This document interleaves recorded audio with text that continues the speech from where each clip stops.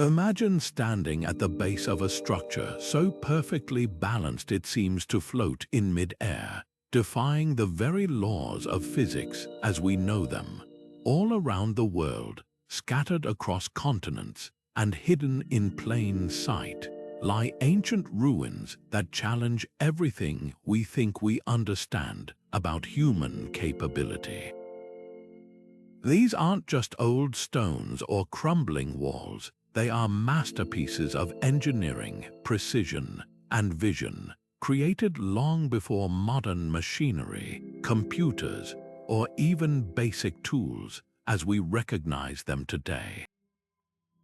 From temples perched on knife-edge cliffs to cities built underground or high in the clouds, these sites whisper secrets of knowledge lost to time, daring us to reconsider what ancient civilizations were truly capable of. What if I told you that some of these structures are so advanced that we still can't fully explain how they were built, that even with today's technology, replicating certain features would push our limits? It's a humbling thought, one that invites us into a deeper story about human ingenuity, perseverance, and the timeless drive to reach beyond what seems possible. This isn't just about history, it's about rediscovering a part of ourselves, a connection to those who came before us and achieved the extraordinary with little more than determination, creativity, and an intimate understanding of the natural world. In this video, we're setting out on a journey to explore 24 of the most astonishing ruins that defy gravity, logic, and sometimes even belief. We'll traverse deserts, climb mountains, and delve into hidden chambers, uncovering how ancient builders engineered the impossible. You'll see massive stones moved across impossible distances, temples balanced in ways that still baffle engineers, and entire cities designed to harmonize with the forces of nature in ways we're only beginning to grasp. So come with us not just as a viewer but as an explorer. Let's step into the footprints of the past and marvel at what humanity can achieve when we refuse to accept limits. High above the modern city of Cusco, perched on a steep hillside in the Peruvian Andes, lies a fortress that seems to defy both time and physics. This is Sacsayhuamán, and its most breathtaking feature isn't its size or its location, but the mind-bending perfection of its stonework. Imagine standing before a wall built from colossal blocks of limestone, each one a puzzle piece weighing as much as 200 tons. That's heavier than a blue whale. Yet these behemoths are fitted together with a seamlessness that is almost unnatural. The joints are so tight, so meticulously interlocked, that you cannot slide a piece of paper, let alone a blade of grass, between them. This isn't just masonry, it's a form of art carved in stone, a testament to a level of precision that rivals modern laser-cut technology. How was this achieved by a civilization that, according to conventional history, had no knowledge of the wheel, no iron chisels, and no draft animals stronger than the llama? The logistical challenge is staggering. Quarried from a site several kilometers away, each stone had to be transported up and down steep mountain terrain. Experts believe the Inca used an immense workforce, possibly tens of thousands of men, pulling these stones on rollers made from logs, using ropes woven from leather and plant fibers. They likely employed a system of earthen ramps, levers, and ropes to painstakingly nudge each block into its exact position. The process would have been a symphony of coordinated human effort, a communal project on a scale we can scarcely imagine today. But the mystery deepens when we consider the final fitting. The prevailing theory is that stonemasons shaped each block by repeatedly lowering it onto the one below, using a dust of sand or a softer stone to mark the high points. They would then painstakingly chip away at these marks, lifting and lowering the massive stone over and over until it settled into a perfect, immovable fit. This method, while plausible, requires an almost superhuman level of patience and skill. It makes you wonder if there was more to their technique, a lost understanding of sound, vibration, or even a method to soften stone that has since been forgotten by history. Sacsayhuamán was far more than just a fortress. Its zigzagging walls, which some say represent the teeth of a puma, a sacred animal, also functioned as a sophisticated ceremonial center. The Inca were master astronomers, and the alignment of the walls corresponds with celestial events like solstices and equinoxes. The entire complex is a physical manifestation of their worldview, where architecture, astronomy, and spirituality were woven into a single, cohesive whole. The stones were not just placed for strength, but to create a sacred geometry that connected the earth to the heavens. When you walk through these ruins, you aren't just looking at an ancient stronghold. You are standing in an observatory, a temple, and an engineering marvel all at once, a place where human ambition reached for the sky and left behind a mystery carved in stone for us to ponder. From the formidable stone walls of Sacsayhuamán, we journey now to the mist-shrouded cliffs of China's Mount Heng, where a structure defies not only gravity, but also the very notion of what is architecturally possible. Imagine a temple that appears to float in mid-air, clinging to the side of a vertical cliff face some 75 meters above the ground. This is the Hanging Temple, a marvel of engineering and faith that has been suspended there for over 1,500 years.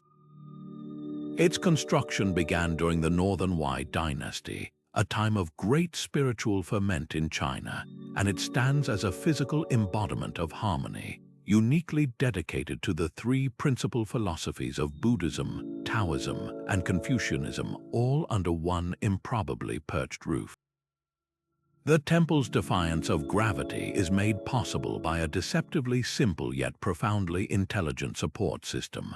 Massive oak crossbeams form its backbone, inserted deep into holes meticulously chiseled into the solid rock of the cliff. These beams are not just bolted on, they are an integral part of the mountain itself. The entire structure is cantilevered out from the cliff, with the main hall resting securely on these rock-embedded supports, while lighter rooms and corridors extend outwards, their weight carefully balanced to maintain equilibrium.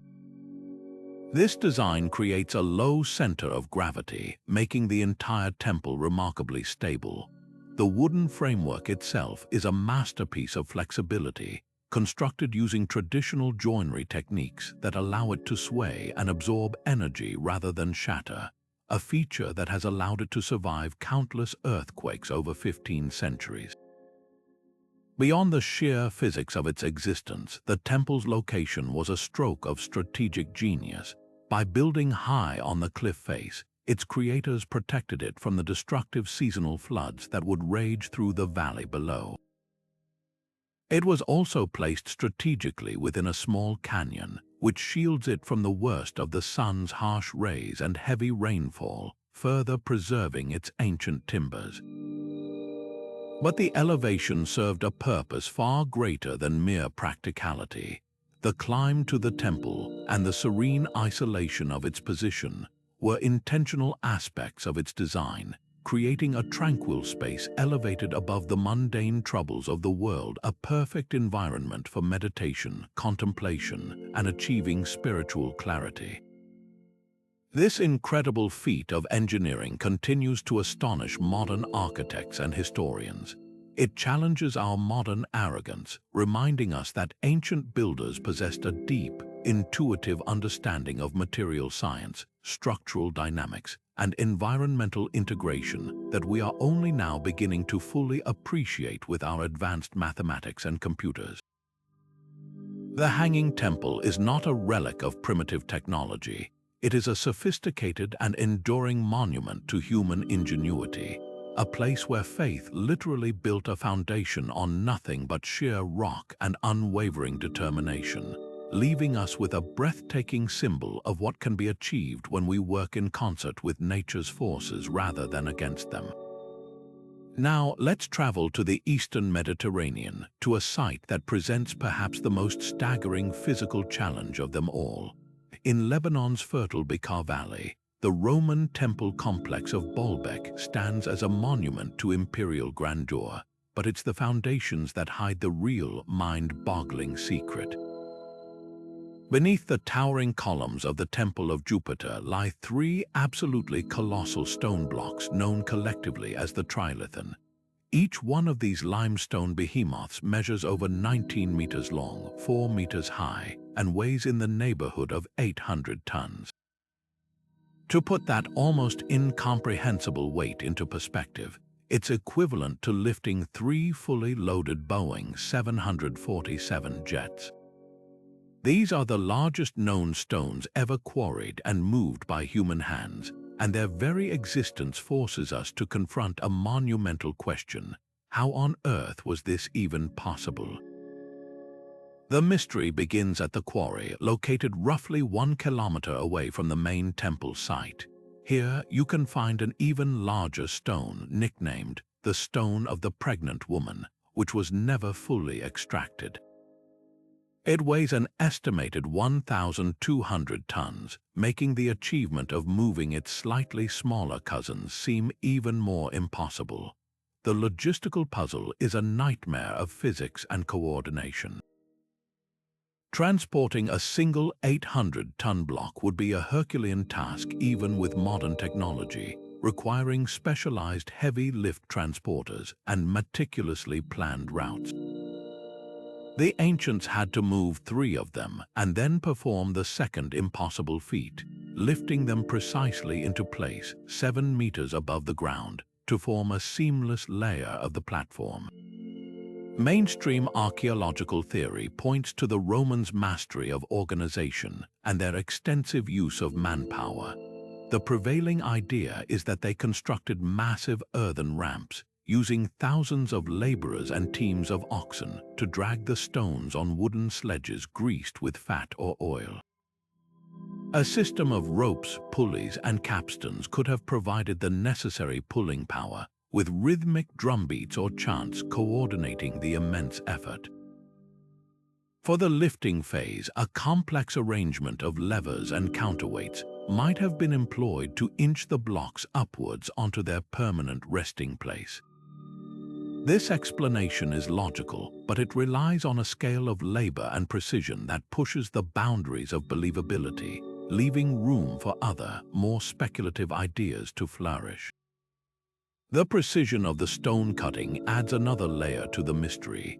The blocks of the Trilithon are not just massive, they are cut with such exacting right angles and smooth faces that they fit together without the need for mortar. This level of stonemasonry is extraordinary for stones of such a scale. This perfection, combined with the mind-bending logistics, has led some to propose alternative theories. Could the builders have possessed a lost technology, perhaps a method for softening or shaping stone that has since been forgotten by history?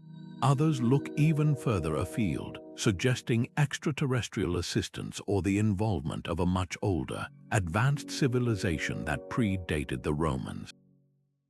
While these ideas are firmly outside academic consensus, they speak to the profound sense of awe and mystery that Baalbek inspires. What is often overlooked is that the Romans themselves attributed the foundation of Baalbek to a much older, pre-existing culture.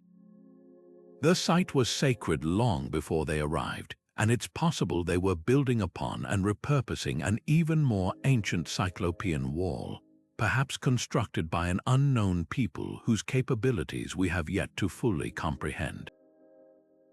Baalbek, therefore, stands as a powerful and humbling reminder. It challenges the linear narrative of human progress, suggesting that the Romans, or those who came before them, possessed a combination of architectural knowledge, logistical planning, and sheer determined will that in many ways rivals our own. It is a testament to a forgotten chapter of engineering prowess, a silent, stone question mark that continues to defy a simple answer. Leaving the monumental scale of Baalbek behind, we now venture high onto the Bolivian Altiplano, to a site that presents an entirely different kind of puzzle. Here at Puma Punku, the mystery is not one of immense weight, but of impossible precision. The ruins, part of the larger Tiwanaku complex, look less like a conventional archaeological site and more like a sprawling, open-air workshop where a master engineer's project was suddenly and violently abandoned. The ground is littered with shattered stone, but these are not crude rocks. They are intricately carved geometric blocks scattered across the landscape as if a divine hand had smashed a colossal, interlocking stone puzzle. The most astonishing aspect is the surreal perfection of each fragmented piece, a level of craftsmanship that seems to defy its own ancient timeline. The material itself is a key part of the mystery. The builders used two types of stone, a notoriously hard and dense andesite and a beautiful red sandstone. Some of these blocks are immense, weighing well over 100 tons. The andesite, in particular, ranks a 7 on the Mohs hardness scale, meaning it's just slightly softer than diamond, sapphire, or topaz. Working this material with primitive tools would be a painstaking, generations-long endeavor. Yet, the stones at Puma Punku show evidence of highly sophisticated fabrication.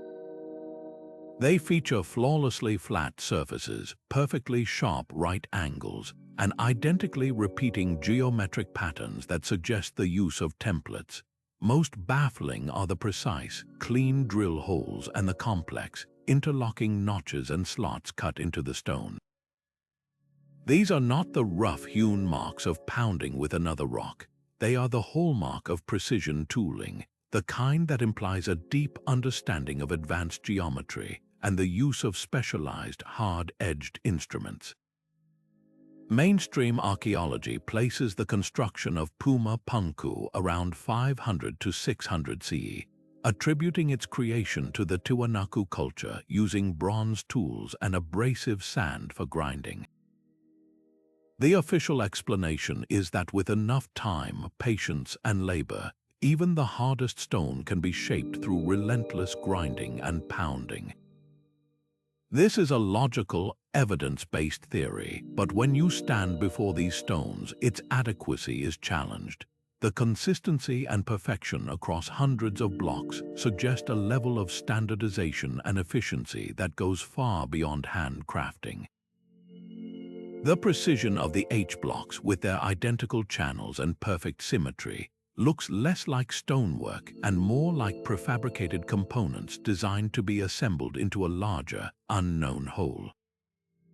This has led to intense speculation that the builders might have employed technology far more advanced than simple Bronze Age tools, perhaps even diamond-tipped drills or some form of lost machining technique that allowed them to cut and shape stone with ease. Adding another profound layer to the mystery is the site's apparent destruction. Puma Punku doesn't look like a structure that slowly fell into ruin over centuries. It looks like it was hit by a cataclysmic force.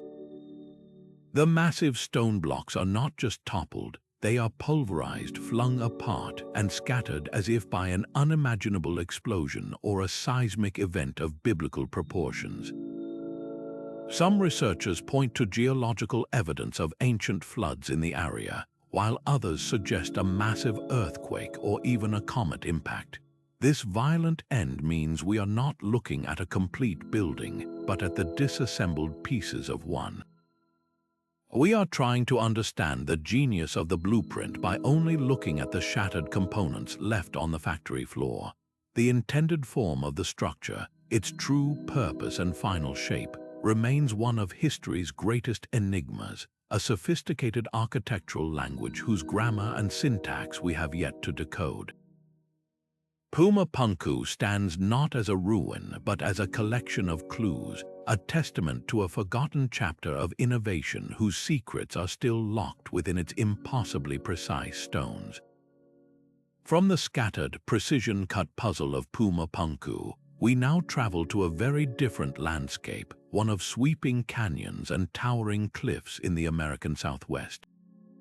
Here, nestled within the vast natural alcoves of what is now Mesa Verde National Park, lies an architectural achievement of a different kind, one not defined by impossible stone cutting, but by breathtaking adaptation and communal ingenuity. These are the cliff dwellings of the ancestral pueblones, and they represent a masterclass in turning a seemingly hostile environment into a secure, sustainable, and deeply connected home. Imagine the challenge facing these builders. They weren't working with quarried stone on flat ground. They were constructing entire villages on narrow ledges, high up on sheer canyon walls, with a vertiginous drop often stretching hundreds of feet below. Access to these precarious sites was itself a feat of engineering and nerve. The pueblones carved a network of handholds and toeholds directly into the sandstone cliff face, creating hidden pathways that were difficult for outsiders to navigate but second nature to the community. Everything required to build these settlements, sandstone blocks, roof beams, water, clay for mortar, and all their possessions had to be painstakingly carried up these sheer ascents. The very act of construction was a daily defiance of gravity, a testament to a culture that saw not obstacles in the vertical world, but opportunities. And what they built was nothing short of a vertical city. Structures like the famed Cliff Palace are not simple, single-room shelters. They are complex, multi-story architectural wonders comprising over 150 rooms and nearly 24 kivas circular, subterranean chambers used for religious ceremonies and community gatherings. The buildings were constructed using sandstone blocks shaped with harder stones and bonded with a mortar made from soil, water, and ash. The design was brilliantly pragmatic. The massive overhanging cliff roof provided natural protection from the elements, shielding the dwellings from heavy snowfall in winter and the intense desert sun in summer. This natural roof created a remarkably stable microclimate, keeping the homes cooler in the heat and warmer in the cold. A passive solar design achieved centuries before the term was ever coined. This location was chosen with profound strategic wisdom. In an era of potential conflict and scarce resources, a dwelling perched on a cliff face was incredibly easy to defend. Approaching enemies would be funneled into narrow, easily watched trails and would have to climb under a barrage of stones and projectiles from above. The community's water supply was managed through sophisticated systems that channeled precious rainwater and snowmelt from the mesa top into collection pools and seeps within the canyon, ensuring survival during dry periods. Every aspect of their design speaks to a harmonious and intelligent relationship with their environment. They didn't fight the cliff, they partnered with it, using its natural architecture to their advantage. Yet the story of Mesa Verde holds a poignant and mysterious chapter. After thriving for nearly a century, these incredible dwellings were completely abandoned by around 1300 CE. The why remains a subject of intense study and debate. A prolonged and severe drought lasting nearly 2 decades likely placed an unbearable strain on their agricultural resources and water supplies. This environmental stress may have sparked social unrest, forcing communities to disperse in search of more reliable sources of sustenance. Their departure was not a disappearance, but a migration, with their descendants believed to be among the modern Pueblo peoples of the Southwest. Mesa Verde, therefore, stands as a powerful monument not to a vanished people, but to human resilience. It is a reminder that ingenuity is often born from necessity, and that the greatest architectural achievements are those that allow a community not just to live, but to flourish against all odds until the moment the world changes and demands a new kind of courage, the courage to move on. But the Great Pyramid's defiance of gravity is not merely a matter of scale or celestial alignment. It is woven into the very fabric of its internal architecture. Venture inside and you enter a realm of even deeper mystery. The journey leads you through a labyrinth of narrow, descending and ascending passageways, each precisely angled until you arrive at the heart of the structure, the King's Chamber. This room is a masterpiece of engineering in its own right, built not from the relatively soft local limestone but from immense blocks of red granite, a material quarried from Aswan over 800 kilometers away. Each of these granite slabs weighs between 25 and 80 tons, and they were lifted and positioned with such care that the chamber's walls and ceiling form near-perfect right angles. Above this chamber sit 5 layers of massive granite beams, arranged to form a sophisticated weight-relieving structure, diverting the unimaginable pressure of the stone above away from the hollow space below. This architectural foresight, this understanding of load distribution, is something we would expect from modern engineers with computer modeling, not from a society working with copper chisels and stone hammers. The question of how they achieved this is the central, enduring enigma. The mainstream, widely accepted theory paints a picture of immense, organized labor using simple but effective tools. Egyptologists propose that the builders used wooden sledges, lubricated with water or oil, to drag the blocks across the desert on prepared causeways.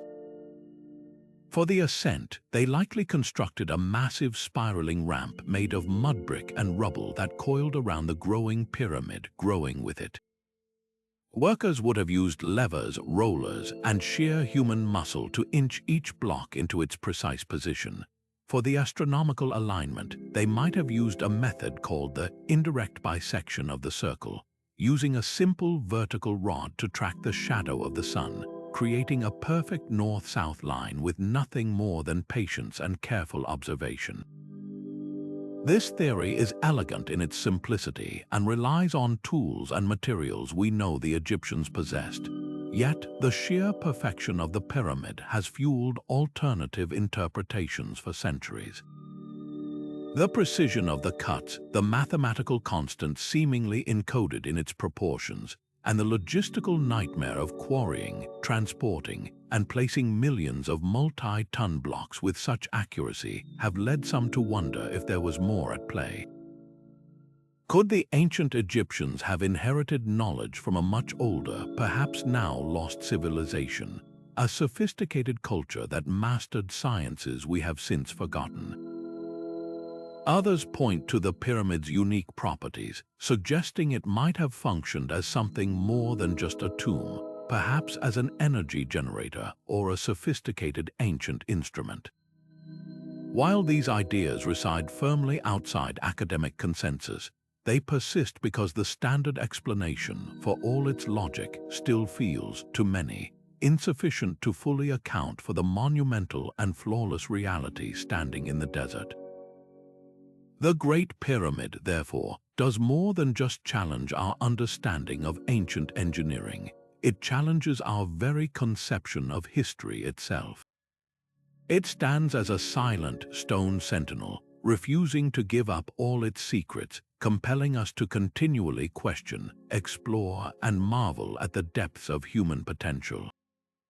Now we journey to the banks of the Mahanadi River in India's Odisha state, where a temple performs a silent stone ballet that seems to defy the very logic of structural engineering.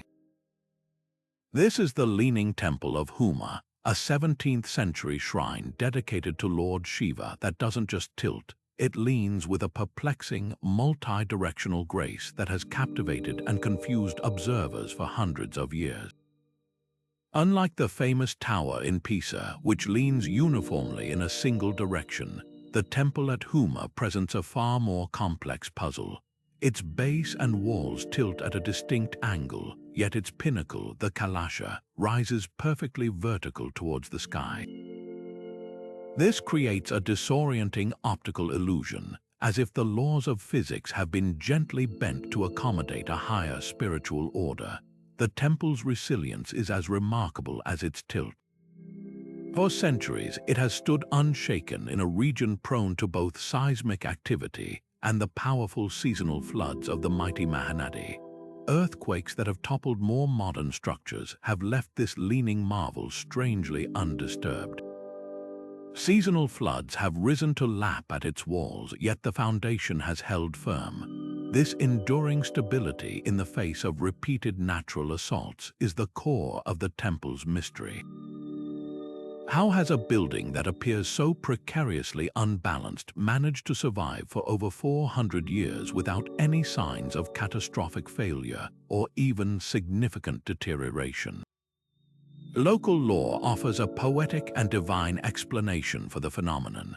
According to popular legend, the temple's tilt is the result of Lord Shiva himself, the deity to whom it is dedicated, intentionally leaning to one side to listen more closely to the prayers of a devoted and humble fisherman who lived on the opposite bank of the river. Another tale suggests that the temple was built on the back of a great turtle that resides in the riverbed, and that the creature's occasional movements cause the structure to shift and settle over time. These stories, passed down through generations, are not merely fanciful myths. They are a cultural framework for understanding the inexplicable, weaving the temple's physical anomaly into the rich tapestry of local faith and identity. Engineers and archaeologists, however, seek more terrestrial answers. The most widely accepted scientific theory points to the unstable alluvial soil of the riverbank. The temple's foundation, they propose, has been subjected to non-uniform subsidence over the centuries. Different sections of the base may have settled into the soft, water-logged earth at slightly different rates and angles, resulting in the complex, multi-directional lean we observe today. Intriguingly, some researchers propose a more radical idea, that this tilt was not an accident but a feature of brilliant, intentional design.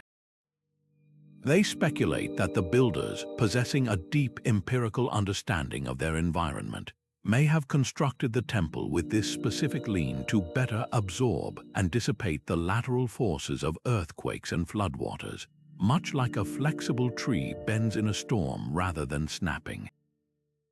This idea of ancient anti-seismic design is what makes the Leaning Temple of Huma so profoundly significant. It challenges our modern assumption that a leaning structure is inherently a failing one. Instead, it suggests that the builders possessed a sophisticated, intuitive grasp of dynamics and material behavior. They may have understood that a certain degree of flexibility and a non-rigid form could allow a building to dance with the forces of nature rather than resist them to the point of fracture. The temple, therefore, is more than a curious anomaly. It is a living laboratory of adaptive architecture. It draws not only pilgrims seeking divine blessings, but also teams of researchers and engineers who carefully study its unique geometry, hoping to decode principles of stability that could inform modern construction in earthquake-prone zones. It stands as a silent, sloping testament to the fact that ancient builders were not just craftsmen, but brilliant intuitive physicists, whose innovative solutions to environmental challenges we are only now beginning to fully recognize and appreciate. Rising from the swirling mists of the Peruvian Andes, the lost city of Machu Picchu is perhaps the most iconic image of ancient architecture defying gravity itself. Perched on a narrow ridge between two soaring peaks at an altitude of 2,430 meters, it feels less like a ruin and more like a living part of the mountain, a city woven directly into the fabric of the clouds.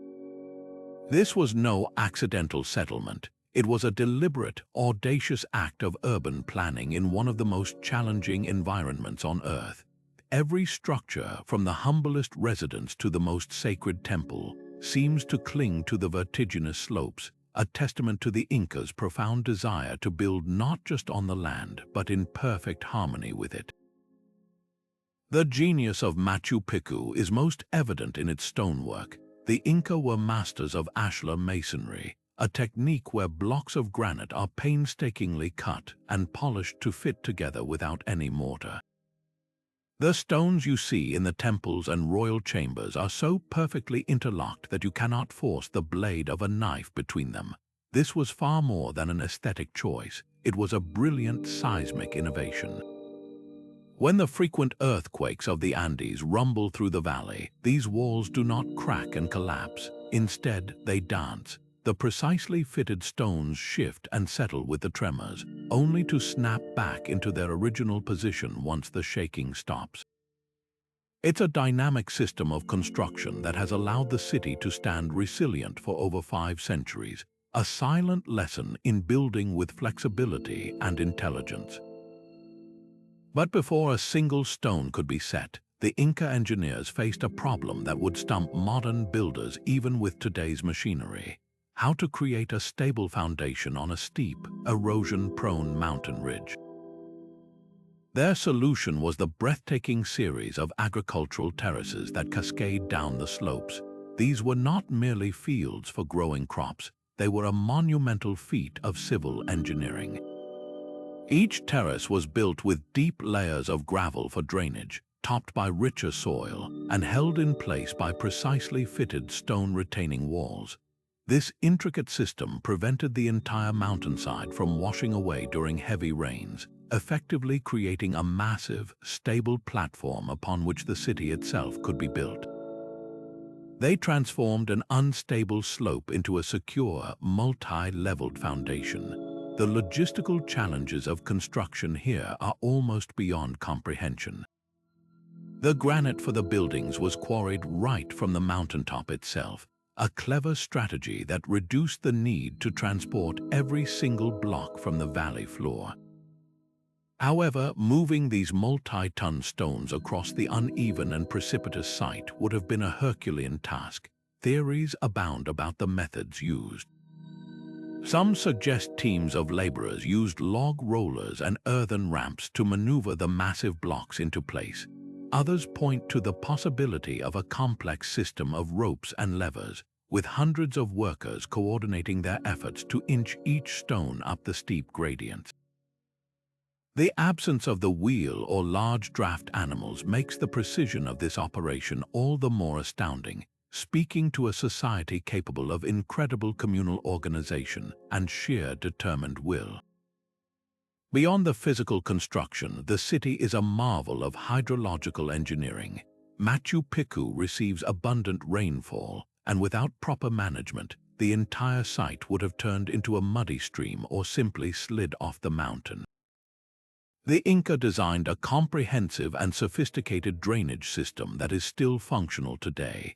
They carved channels into the stone, directing water through a network of fountains and canals that provided fresh water to the residents while simultaneously protecting the foundations from erosion. Every terrace has built-in drainage, and the stones of the pathways are often grooved to channel water away. This intricate attention to water management reveals a deep understanding of hydrology and a commitment to creating a sustainable, permanent settlement in the sky. Ultimately, Machu Picchu's location was chosen for reasons that transcend the practical. Its strategic visibility made it a secure royal estate or ceremonial center, hidden high in the clouds and easily defensible. But its spiritual significance is palpable. The site is carefully aligned with key astronomical events, such as the solstices, and sacred mountains loom over every vista. The Incas saw divinity in the natural world, and in building Machu Picchu, they were not conquering the mountain but honoring it. They shaped the stone to mirror the contours of the peaks, creating a seamless blend of human creation and natural wonder.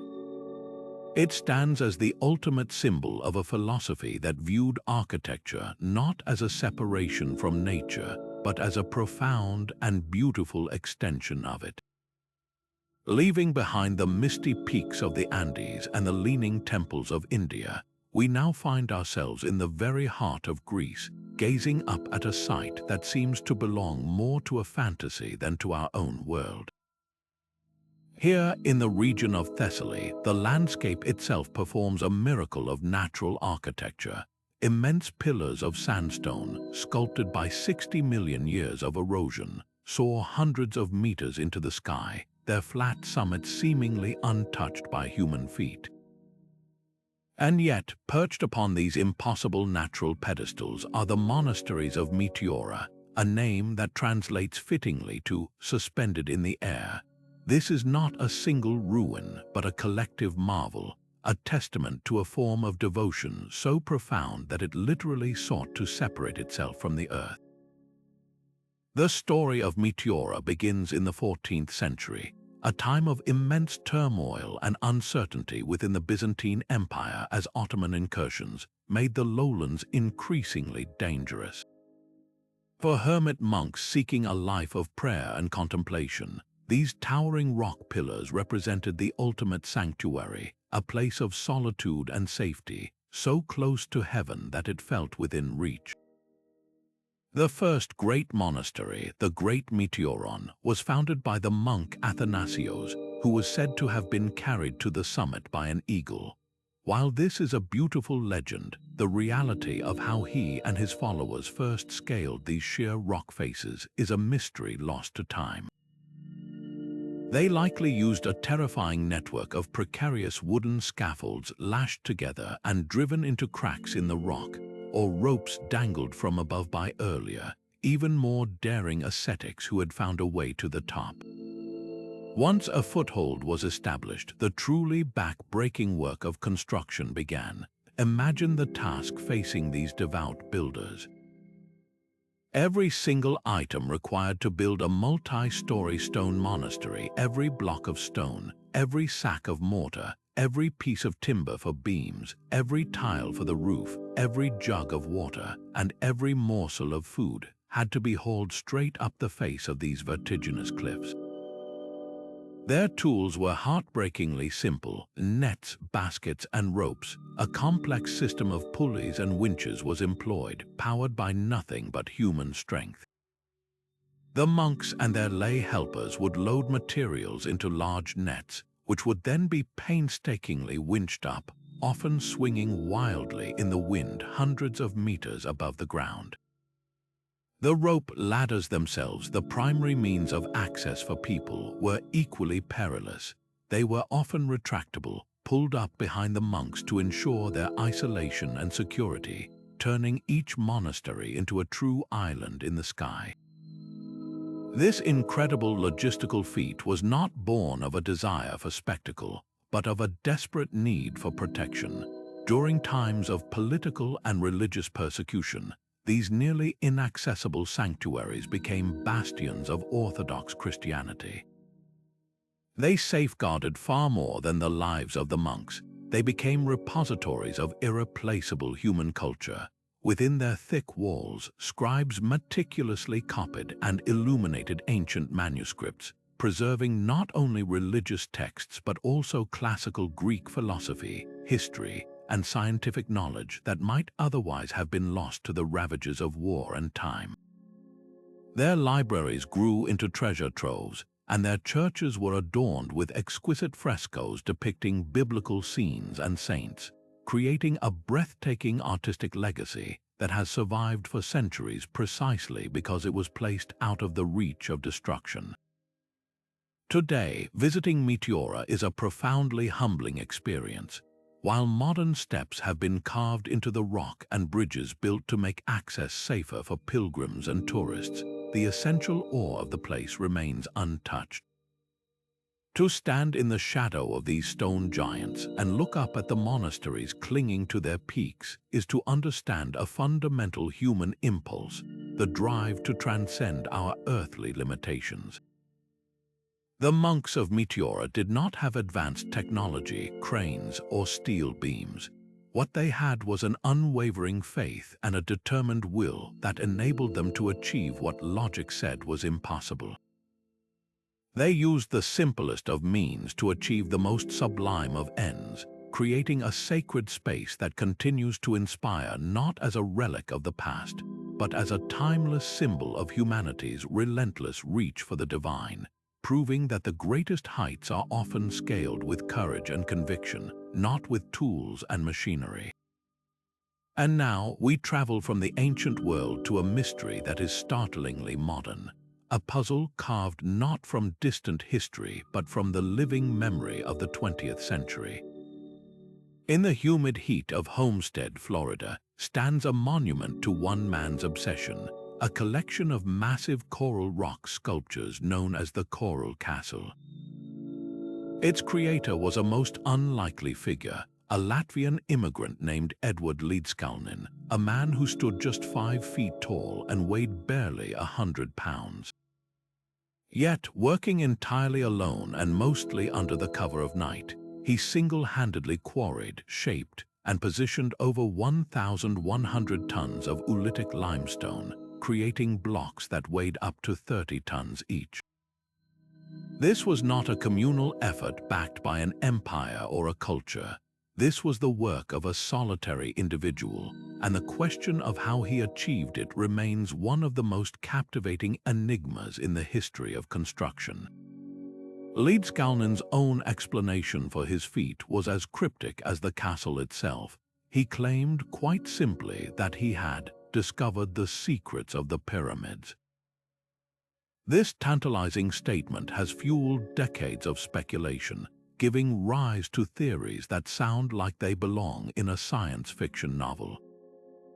Could he have somehow tapped into the secrets of anti-gravity, using some forgotten principle to make the massive stones weightless? Did he master the Earth's magnetic fields, using unseen forces to levitate the blocks into place? Witnesses who claimed to have glimpsed his work spoke of him humming, of hearing the coral rock singing, leading to ideas about acoustic levitation or the manipulation of vibrational energy. These fantastical ideas persist precisely because the conventional explanation seems, to many, almost as incredible given the scale of his solitary endeavor. The mainstream scientific view is one of immense admiration for Līdzkalnis' sheer ingenuity and patience, attributing his success to a brilliant, self-taught understanding of leverage, fulcrums, and counterweights. He constructed a series of ingenious hand-cranked tripods and winches from old telephone poles and salvaged automobile parts. With a system of chains, pulleys, and block and tackle devices, he could theoretically multiply his meager physical strength 1,000-fold, applying just enough force over a long enough period to move the impossible. He would place a block on a makeshift trailer and, using a primitive bearing made from a truck axle, slowly crank it into position over days or even weeks. This explanation paints a picture of a stubborn, brilliant eccentric who understood the old adage, "Give me a lever long enough and a place to stand, and I will move the world." He simply built his own levers, yet even if we accept this theory of simple machines, the precision of his work is what truly boggles the mind. The Coral Castle is filled with features that showcase an almost supernatural level of craftsmanship. The most famous is a massive 9-ton revolving gate. For decades, this perfectly balanced stone door could be opened with the gentle push of a single finger, a feat of engineering so precise that when professional engineers were hired to replicate it in the 1980s using modern technology, they struggled for weeks and their final product required significantly more pressure to move. Elsewhere on the grounds, a 23-ton obelisk rises towards the sky. A precise Polaris telescope accurately aligns with the North Star, and a crescent-shaped moon block is perfectly calibrated to indicate the phases of the moon. This is not the work of a mere stonecutter. It is the work of a master astronomer and physicist who never set foot in a formal classroom. The Coral Castle, therefore, stands as a powerful and unique bridge in our exploration. It connects the ancient mysteries of the pyramids and Puma Punku with the modern era, proving that the human capacity for seemingly impossible achievement did not vanish with the ancients. It forces us to confront the boundaries of our own understanding and to question whether the greatest secrets of the past were really lost, or if they were simply waiting to be rediscovered by a determined individual working in solitude. Edward Leedskalnin took his secrets to the grave, leaving behind not just a castle of coral, but a monumental question mark carved in stone, a permanent invitation to keep an open mind about the true extent of human ingenuity and the hidden potential that may lie within us all. While the soaring temples and impossible walls we've explored so far defy gravity in a physical sense, our next destination represents a different kind of ascent, a climb into the celestial realm of the ancient mind. On a barren, sun-baked hilltop in coastal Peru, far from the Inca citadels of the Andes, stands a row of 13 mysterious towers. This is Chancillo, and it is not a fortress or a palace, but something far more profound. The America's oldest known astronomical observatory, a sophisticated stone computer built to decode the very movement of the heavens over 2,300 years ago. What makes Chancillo so extraordinary is its breathtaking simplicity and undeniable accuracy. The complex is centered around a long north-south ridge, upon which the builders constructed 13 neatly spaced towers. From a specific western observation point, an ancient astronomer priest would have witnessed the sun rising in a different gap between these towers throughout the year. During the June solstice, the sun would rise at the extreme right end of the row. As the days passed, its rising point would gradually shift leftward, moving like a celestial dial between the towers until it reached the extreme left end at the December solstice, before beginning its journey back again. This wasn't just a rough guide. The alignment is so precise that it could track the solar year to within a day or two, a level of accuracy that would not be rivaled in the Americas for centuries. This solar calendar was the beating heart of a complex society. For the ancient Peruvians, knowing the exact timing of the solstices and equinoxes was not an abstract scientific pursuit, it was a matter of survival and spiritual significance. These celestial markers dictated the entire agricultural cycle, telling farmers precisely when to plant their crops and when to harvest to ensure the community's food security. But beyond the practical, these events were deeply woven into their religious and cultural fabric. The solstices likely marked times of powerful ceremony, where the ruling elite could demonstrate their special connection to the sun god, reinforcing their authority by predicting and orchestrating rituals aligned with the sun's rebirth and journey. Chancillo was both a practical almanac and a sacred stage where architecture, power, and cosmology converged. The true mystery of Chancillo lies not in its purpose, which is now largely understood, but in its methodology. How did this pre-ceramic culture, which left behind no written records and is not known to have possessed complex mathematical instruments, achieve such a feat of precision engineering and astronomical observation? They had no telescopes, no sextants, no written numbers. Their tools were likely simple, perhaps sighting rods, shadow-casting gnomons, and generations of meticulous oral tradition and sky watching. The builders must have possessed a deep, empirical understanding of geometry to survey the land and position the towers with such exactitude. This knowledge was likely accumulated over countless generations, with careful observations passed down and refined, until they could translate the abstract path of the sun into a permanent, immovable stone calendar. For a long time, Western scholarship held that sophisticated astronomical science was a hallmark of the old world of the Babylonians, the Greeks, the Egyptians. Chancillo shatters that assumption completely. It stands as a powerful and independent invention of complex science in the Americas, proving that the human drive to understand the cosmos is a universal trait.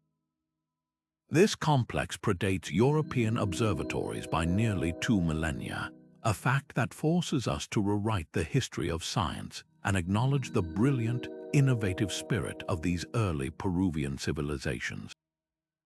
They looked up at the same sun, asked the same questions about their place in the universe, and used the materials they had: stone, sand, and their own incredible intellect to build an answer that has stood the test of centuries, a silent sentinel forever watching the dawn. From the celestial observatory of Chancillo, we now descend from the heights of human curiosity into the profound depths of the earth itself. Deep within the otherworldly landscape of Cappadocia, Turkey, lies an engineering marvel of an entirely different order, not a structure reaching for the heavens, but a vast, hidden world carved into them. This is Derinkuyu, an entire subterranean city that plunges 85 meters straight down into the soft volcanic rock, a labyrinthine refuge capable of sheltering an astonishing 20,000 people. It is a stunning testament to a society that, faced with relentless threats from above, chose to engineer a new reality in the silent, protective darkness below. The sheer scale of Derinkuyu is almost impossible to grasp from the surface. To step inside is to enter a meticulously planned, multi-level metropolis that descends in a complex spiral of tunnels, staircases, and chambers. This was no mere cluster of caves. It was a fully functional city designed for long-term survival.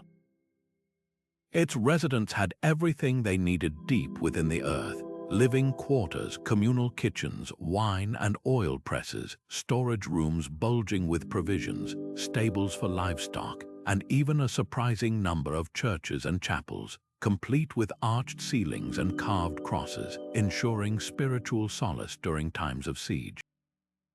A sophisticated network of ventilation shafts, some stretching over 55 meters to the surface, provided a constant supply of fresh air to even the deepest levels, while meticulously carved wells tapped into underground water sources, making the city self-sufficient for months at a time.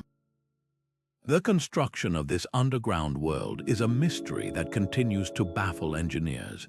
The rock of Cappadocia, known as tuff, is soft enough to be carved with basic hand tools like picks, shovels, and chisels, yet stable enough to hold its shape when properly supported. This unique geological gift made the project possible, but the planning and execution required a genius-level understanding of structural integrity. The architects had to calculate load-bearing stresses, ensuring that ceilings were adequately supported and that upper levels wouldn't collapse onto those below. They carved massive, circular millstone doors, huge wheels of rock weighing up to half a ton that could be rolled into place to seal off corridors from invaders, each acting as a final, impenetrable barrier. The precision of this work, all done by lamplight and without blueprints or modern surveying tools, speaks to an incredible feat of communal memory and skill passed down through generations of underground builders. The primary reason for this monumental effort was without a doubt security.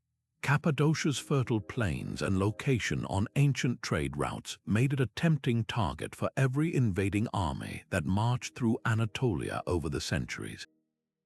From the Phrygians and Persians to later Arab raids, the surface was a dangerous place. Derinkuyu offered the ultimate refuge. When scouts spotted an approaching threat, the entire population of the surrounding area could vanish underground in a matter of hours, sealing themselves in with their livestock and supplies. The city's design was a masterpiece of defense. The narrow, winding corridors forced invaders to proceed single file where they could easily be ambushed. The ventilation shafts could be sealed from below if attackers tried to use them, and the complex layout was a maze that only its residents could navigate. It was a fortress designed not to repel an attack, but to simply make its inhabitants disappear without a trace. While the how of its construction is impressive, the why reveals even more about the human spirit. Derinkuyu is not a monument to fear, but to resilience and breathtaking innovation. It represents a society that looked at a landscape of soft stone and perpetual danger and saw an opportunity. Instead of building walls higher on the surface, they turned their entire world inward, using the earth itself as their shield. This was adversity transformed into ingenuity, a collective decision to invest an unimaginable amount of labor into securing a future for their community. The city stands as a powerful symbol of the lengths to which people will go to protect their families, their culture, and their way of life, carving out a sanctuary of safety and normalcy in the most improbable of places, a vibrant, breathing city hidden in the silent heart of the stone. But our journey into the depths of ancient ingenuity is far from over, for we now descend into a very different kind of underground marvel, one that challenges not just our eyes but our ears. On the Mediterranean island of Malta, buried beneath the quiet streets of the town of Paula, lies a discovery so acoustically bizarre it seems to defy not only gravity but the very nature of sound itself. This is the Hypogeum of Sacsayhuamán, a labyrinthine, three-level subterranean temple complex carved entirely by hand from the solid Globigerina limestone over 5,000 years ago. It is a UNESCO World Heritage Site and the only known prehistoric underground temple in the world, but its true wonder is not just in its age or its scale, but in the otherworldly sonic environment its creators engineered deep within the earth. The sheer physical effort of its construction is staggering to contemplate. Using nothing more than stone, bone, and antler tools, these Neolithic people quarried out an estimated 2,000 tons of rock to create a multi-level complex of halls, chambers, and passages that mirror the design of the megalithic temples found on the surface above.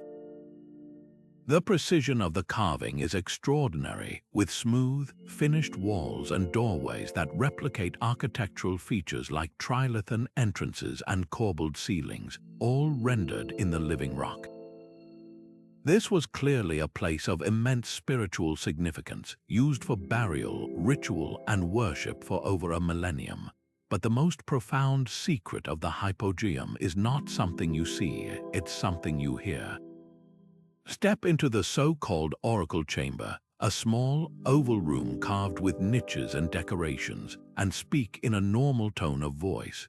What happens next is an experience that has baffled acousticians and archaeologists for decades. The sound doesn't just echo, it undergoes a strange and powerful transformation. Lower frequencies, particularly the resonant tone of a male voice, are amplified dramatically, vibrating through the chamber and the very bones of the listener with an almost physical force. This amplified sound then seems to travel, snaking its way up through a small, carved niche and spreading throughout the entire underground complex, creating the uncanny impression that the walls themselves are speaking. It's a disorienting, powerful effect that feels less like an accident of architecture and more like a meticulously designed auditory phenomenon. This leads us to the central, haunting question that surrounds the Hypogeum. Was this incredible acoustic property an intentional design feature, or is it merely an astonishing coincidence? For those who believe it was deliberate, the implications are mind-bending. It suggests that these ancient builders possessed a sophisticated, albeit empirical, understanding of sound wave physics millennia before the science was formally established. They may have discovered through trial and error, or perhaps through a lost tradition of knowledge, that specific chamber shapes, wall angles, and ceiling curvatures could manipulate sound in predictable and powerful ways. If true, this would place them among the earliest known acoustic engineers in human history. Many researchers propose that this sonic environment was crafted for a specific spiritual purpose, to induce altered states of consciousness during rituals. The powerful, low-frequency resonance created in the oracle chamber is within the range known to affect human brain activity. In a state of sensory deprivation deep underground, bathed in flickering torchlight and surrounded by these overwhelming vibrations, participants could have easily entered trance-like states, facilitating communication with ancestors or deities. The voice of a shaman or priest, transformed and magnified by the chamber, would have been perceived not as human, but as a divine oracle speaking from the stone itself. This fusion of architecture and acoustics would have been a terrifyingly effective tool for reinforcing spiritual authority and creating profound religious experiences. The alternative view, of course, is that this is all an incredible acoustical fluke, a fortunate byproduct of a design made for other reasons. Yet, even if we accept this more conservative explanation, the Hypogeum loses none of its power to astonish. The sheer complexity of the three-level layout, the symbolic carvings, and the fact that it remained in use for centuries all point to a highly sophisticated and organized society with a deep ritual life. Whether by design or by chance, they discovered and utilized a powerful natural phenomenon, integrating it into their most sacred ceremonies. The Hypogeum of Hal-Saflieni ultimately invites us to expand our definition of ancient engineering. It wasn't just about moving massive stones or achieving perfect alignments. It was about mastering the entire sensory environment to serve a higher purpose.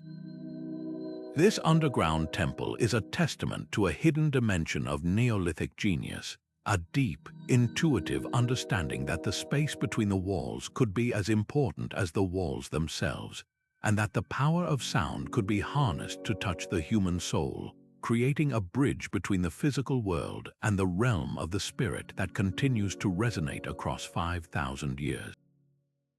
Leaving behind the resonant chambers of Malta, we travel now to a site that showcases ancient innovation not in stone or sound, but in the very sustenance of life itself. High in the Peruvian Andes, nestled within the breathtaking expanse of the Sacred Valley, lies a site that from above looks less like a ruin and more like a series of giant, concentric fingerprints pressed into the earth by a divine hand. These are the circular terraces of Moray, and they represent one of history's most brilliant and beautiful agricultural experiments, a living laboratory where the Inca Empire literally engineered climate itself to feed its people and fuel its expansion. At first glance, Moray's beauty is undeniable. Its largest depression is a breathtaking 30 meters deep, with a series of perfectly circular terraces descending like a stone amphitheater built for plants instead of people. But its true genius is invisible to the eye. It is felt in the air. The staggering design creates a dramatic temperature gradient from the top terrace to the bottom. On a typical day, the temperature difference between the highest ring and the lowest can be as much as 15 degrees Celsius. This single, ingenious feature allowed the Inca to perform an agricultural miracle. Within this one contained basin, they could simulate the growing conditions of various altitude zones found across their vast and mountainous empire, which stretched from the high Andes down to the coastal plains. This was far more than a simple garden. It was a sophisticated research and development center for an entire civilization. Agricultural specialists, likely sponsored by the state, would have used Moray to conduct meticulous experiments. They could test which varieties of maize, quinoa, potatoes, or other staple crops would thrive at which specific altitudes.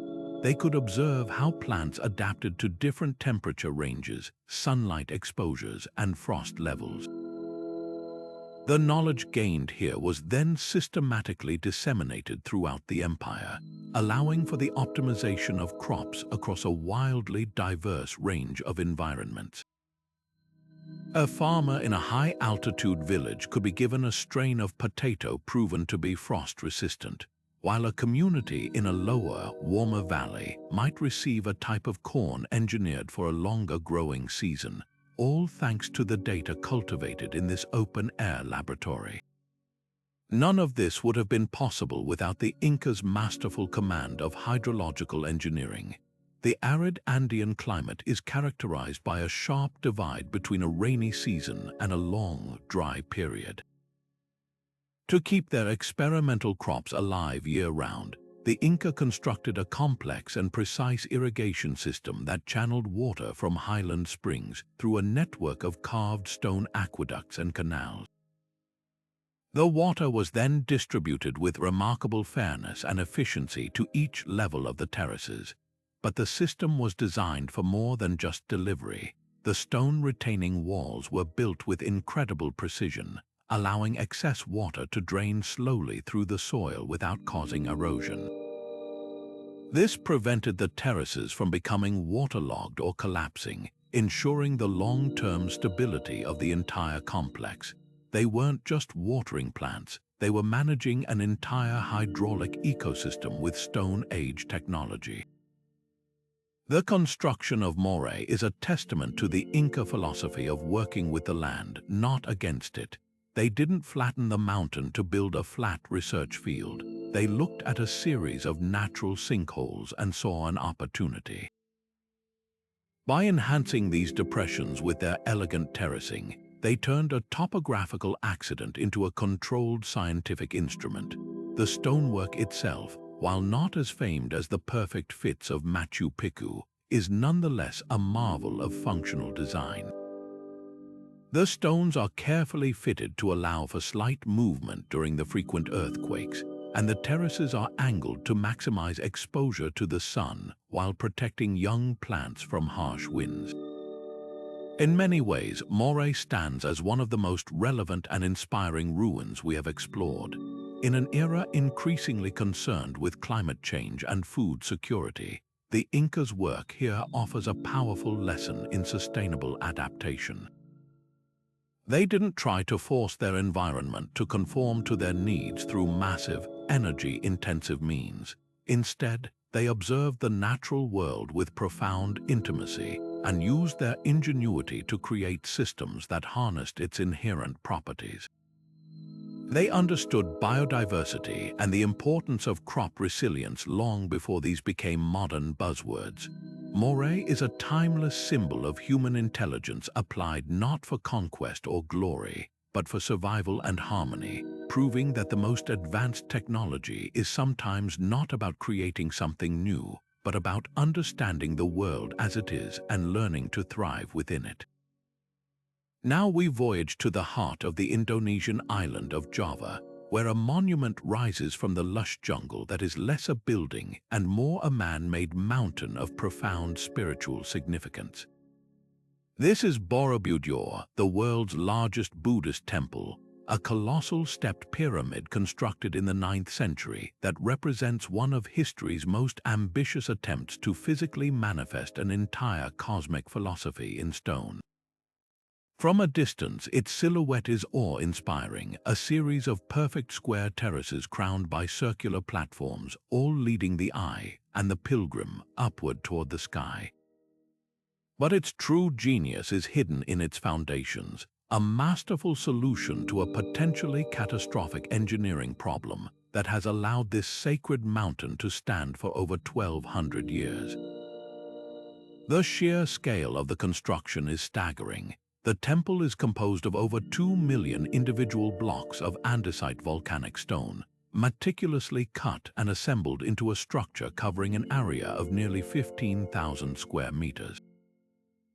These stones were not quarried from some distant location. They were gathered from the rivers and streams surrounding the site, stones that had already been smoothed and rounded by water, meaning each one had to be painstakingly reshaped by hand into precise blocks. This Herculean task was accomplished without a single drop of mortar to hold it all together. Instead, the builders employed an ingenious system of interlocking knobs, grooves, and dovetails. Each stone was essentially a giant puzzle piece, designed to fit perfectly with its neighbors, creating a flexible, monolithic structure that could move and breathe with the earth rather than fight against it. This technique, which allowed for slight shifts and settlements, is a primary reason Borobudur has withstood the relentless seismic activity and volcanic tremors that are a constant feature of this geologically volatile region. But before a single stone could be set, the architects faced their greatest challenge, the ground itself. The temple sits on a naturally occurring hill, but the soil beneath is soft, wet, and highly unstable, a recipe for catastrophic sinking and collapse under the immense weight of millions of stones. Their solution was a feat of geotechnical engineering centuries ahead of its time. Instead of simply building on the hill, they first encased the entire natural mound in a massive, hand-cut stone platform.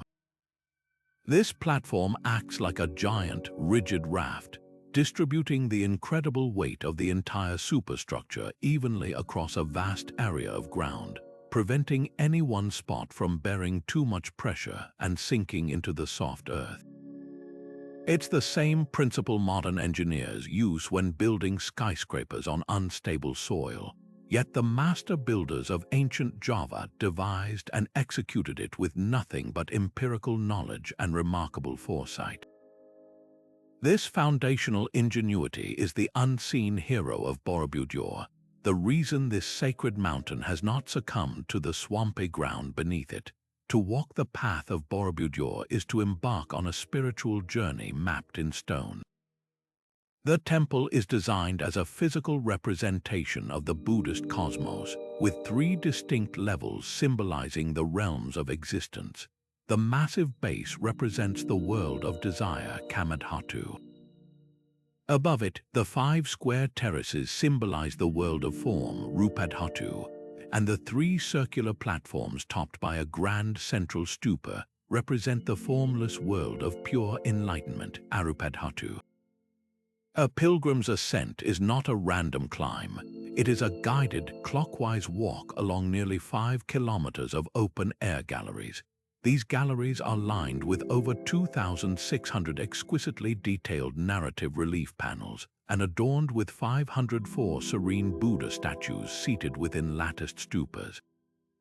The reliefs are not mere decoration. They are a sacred text carved in stone depicting the life of the Buddha, his previous incarnations, and the principles of Buddhist law, providing visual teachings for those who could not read.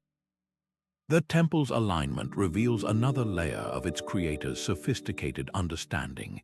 Borobudur is positioned with such precision that it functions as a giant astronomical calendar. On the equinoxes, the sun rises and sets in perfect alignment with the temple's eastern gate, casting shadows that create specific patterns and illuminations across the reliefs and statues. This celestial choreography suggests the builders possessed advanced knowledge of astronomy, using it to infuse the temple with a living, dynamic connection to the cycles of the heavens. It transforms Borobudur from a static monument into a cosmic clock, a place where architecture, astronomy, and deep spirituality converge to create an experience that is both humbling and elevating, a timeless testament to the human desire to reach beyond the earthly plane and touch the infinite.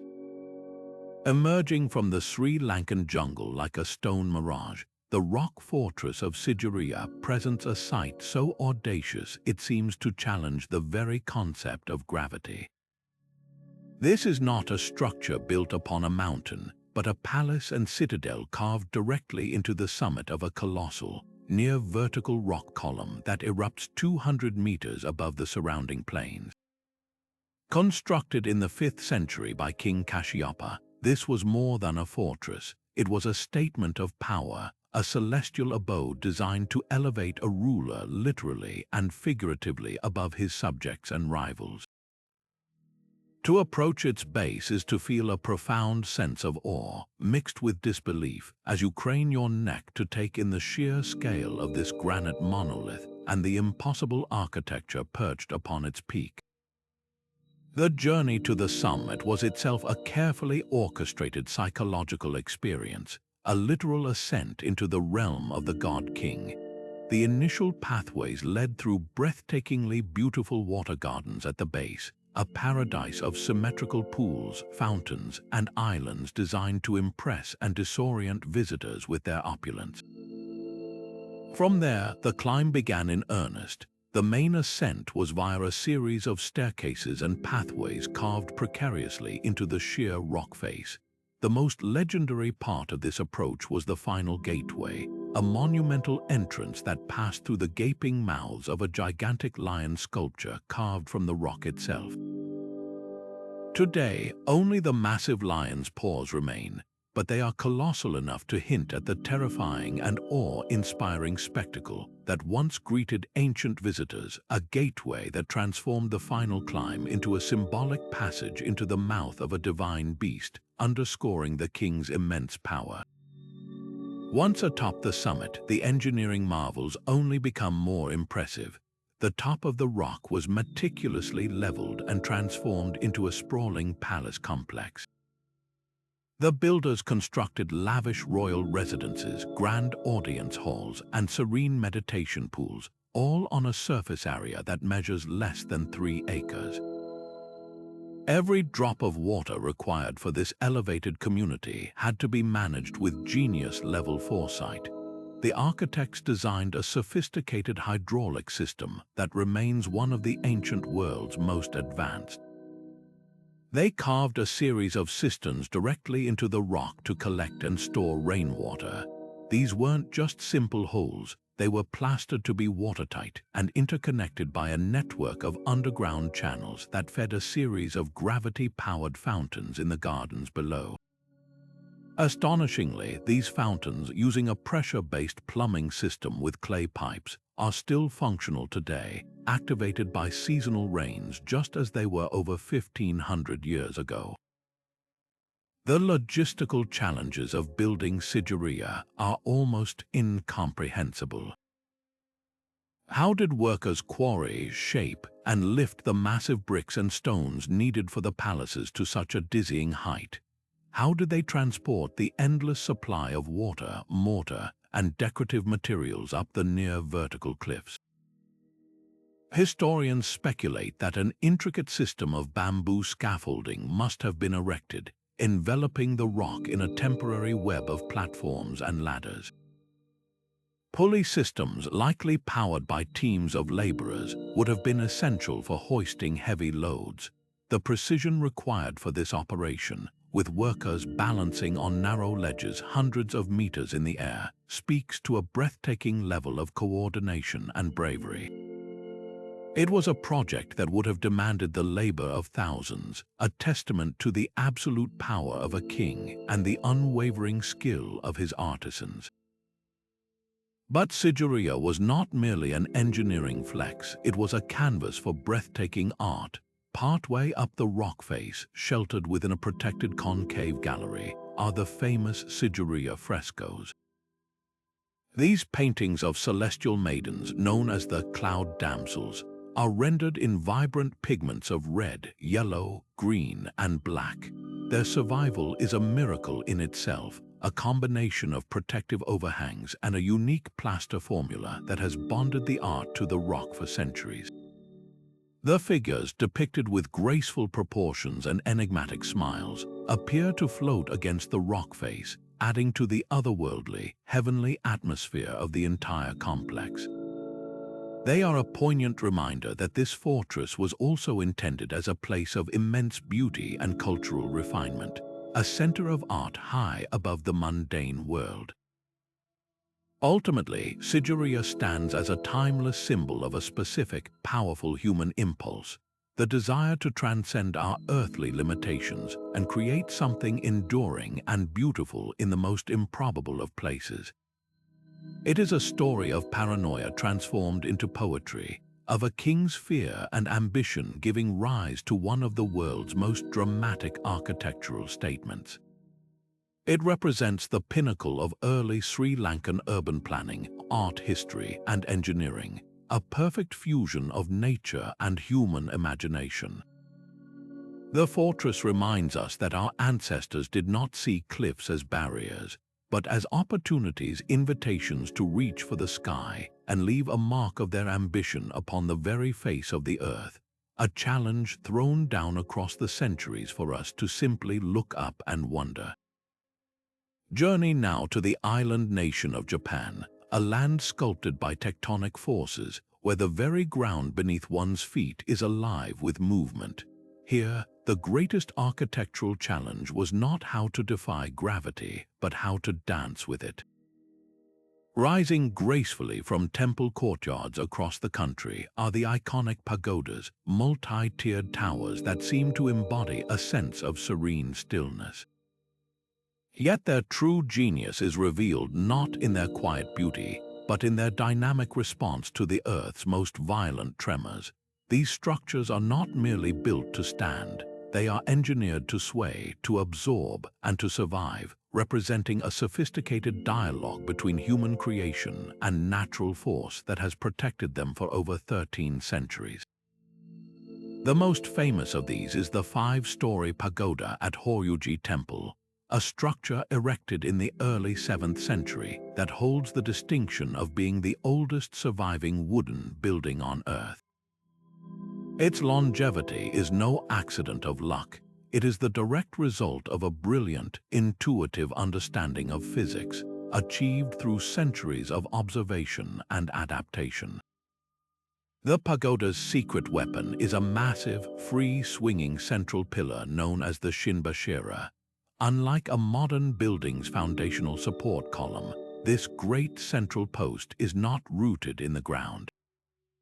Instead, it hangs like a giant pendulum from the apex of the structure, suspended within a hollow core that runs through the pagoda's center. When an earthquake strikes, the rest of the building sways around this independent, oscillating spine. The Shinbashira acts as a counterweight, its rhythmic movement dampening the destructive energy of the quake and preventing the violent whiplash effect that would otherwise tear the tower apart. This ingenious central pillar is only one part of a much larger symphony of flexible design. The entire pagoda is a masterclass in joinery, constructed entirely without nails or metal fasteners. Instead, master craftsmen used incredibly complex interlocking wooden joints, each one carved to fit with millimeter precision. These joints, with names like Wagoya and Tokayo, are not rigid locks. They are designed to allow for a slight, controlled amount of movement. During a tremor, the structure breathes. The joints flex and shift, absorbing and dissipating seismic energy throughout the entire framework. It's a system that works in perfect harmony with the swinging Shinbashira, creating a dynamic, shock-absorbent whole that is far more resilient than any rigid, brittle construction could ever be. The wisdom behind this design did not come from a formal engineering textbook, but from centuries of empirical learning. Japanese builders were astute observers of their environment. They watched how flexible, natural structures like bamboo groves and tall trees weathered storms and quakes by bending with the wind rather than resisting it.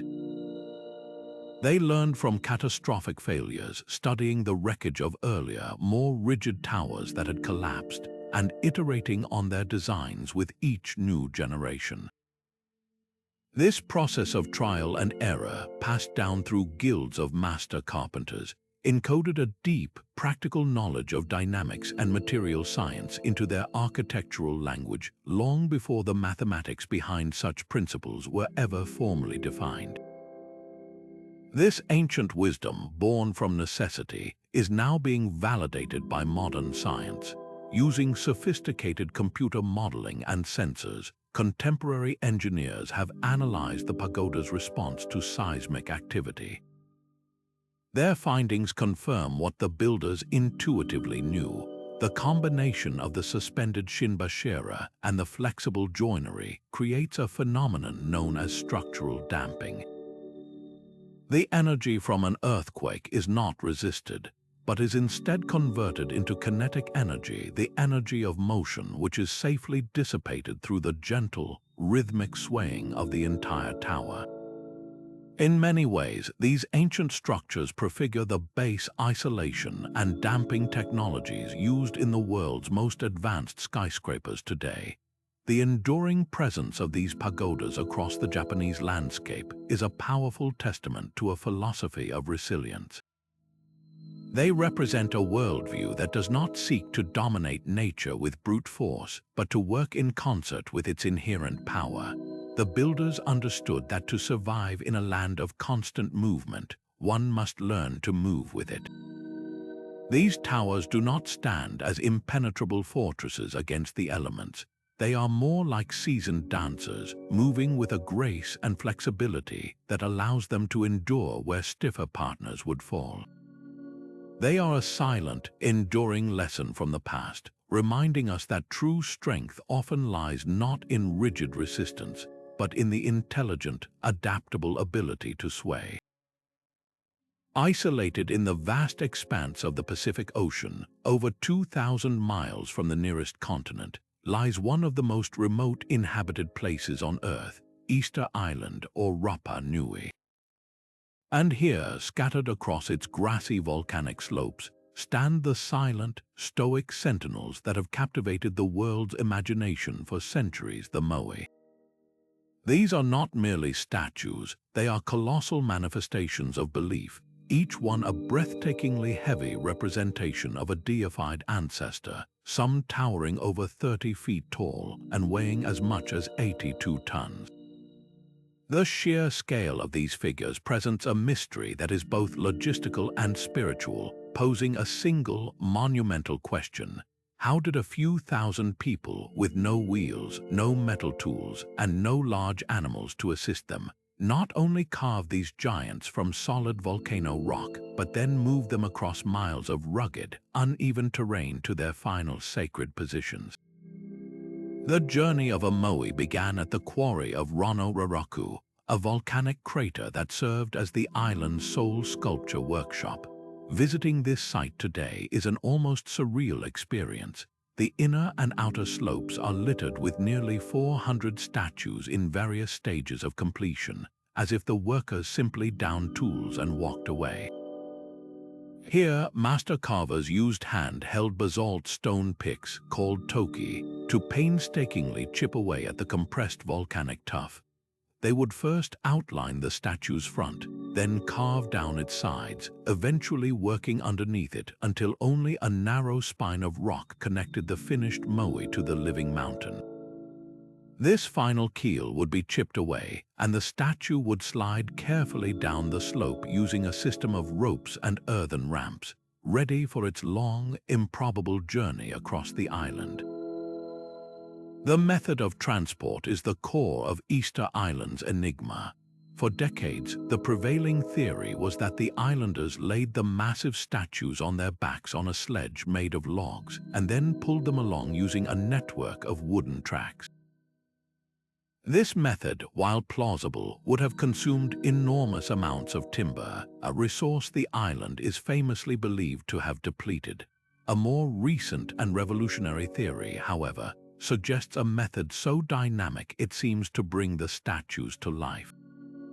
Archaeological experiments, most notably those led by researchers Terry Hunt and Carl Lipo, propose that the moai were not dragged horizontally, but were instead walked upright to their platforms.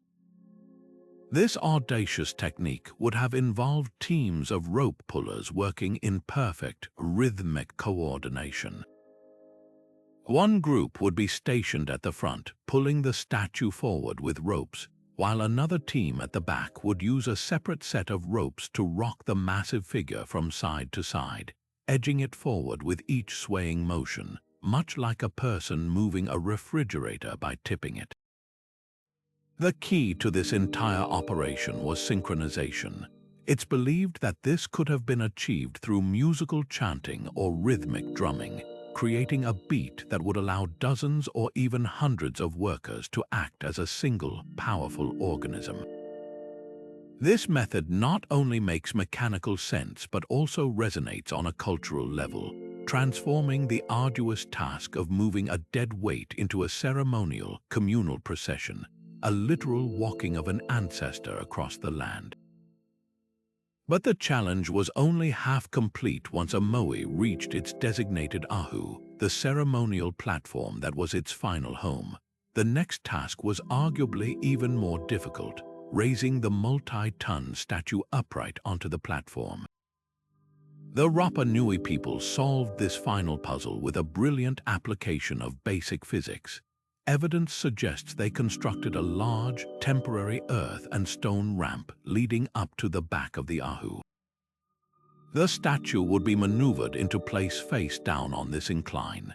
Then, using levers and a carefully orchestrated addition of stones beneath the figure, they would slowly, incrementally raise the head of the moe, allowing it to pivot upwards until it slid into its final, vertical position on the platform. The final touch was the placement of the pukao, a large, cylindrical red scoria stone hat that could weigh several tons itself, atop the statue's head, likely rolled up another ramp to complete the awe-inspiring figure. The true wonder of the moe, therefore, is not found in a single, lost technological secret, but in the incredible social organization and unwavering cultural will they represent. This was not the work of slaves under a whip, but of a unified society bound by a powerful common belief. The investment of time, calories, and effort required to complete just one of these monuments was staggering. To quarry, transport, and erect nearly 1,000 of them speaks to a culture whose entire identity and spiritual well-being were invested in this practice. They were not building for a king or a pharaoh. They were building for their ancestors, believing that the mana or spiritual power of those ancestors resided within the statues, watching over and protecting their living descendants. The moe are the ultimate symbol of a community achieving the impossible not through advanced machinery, but through shared purpose, ingenious adaptation, and the boundless power of human cooperation.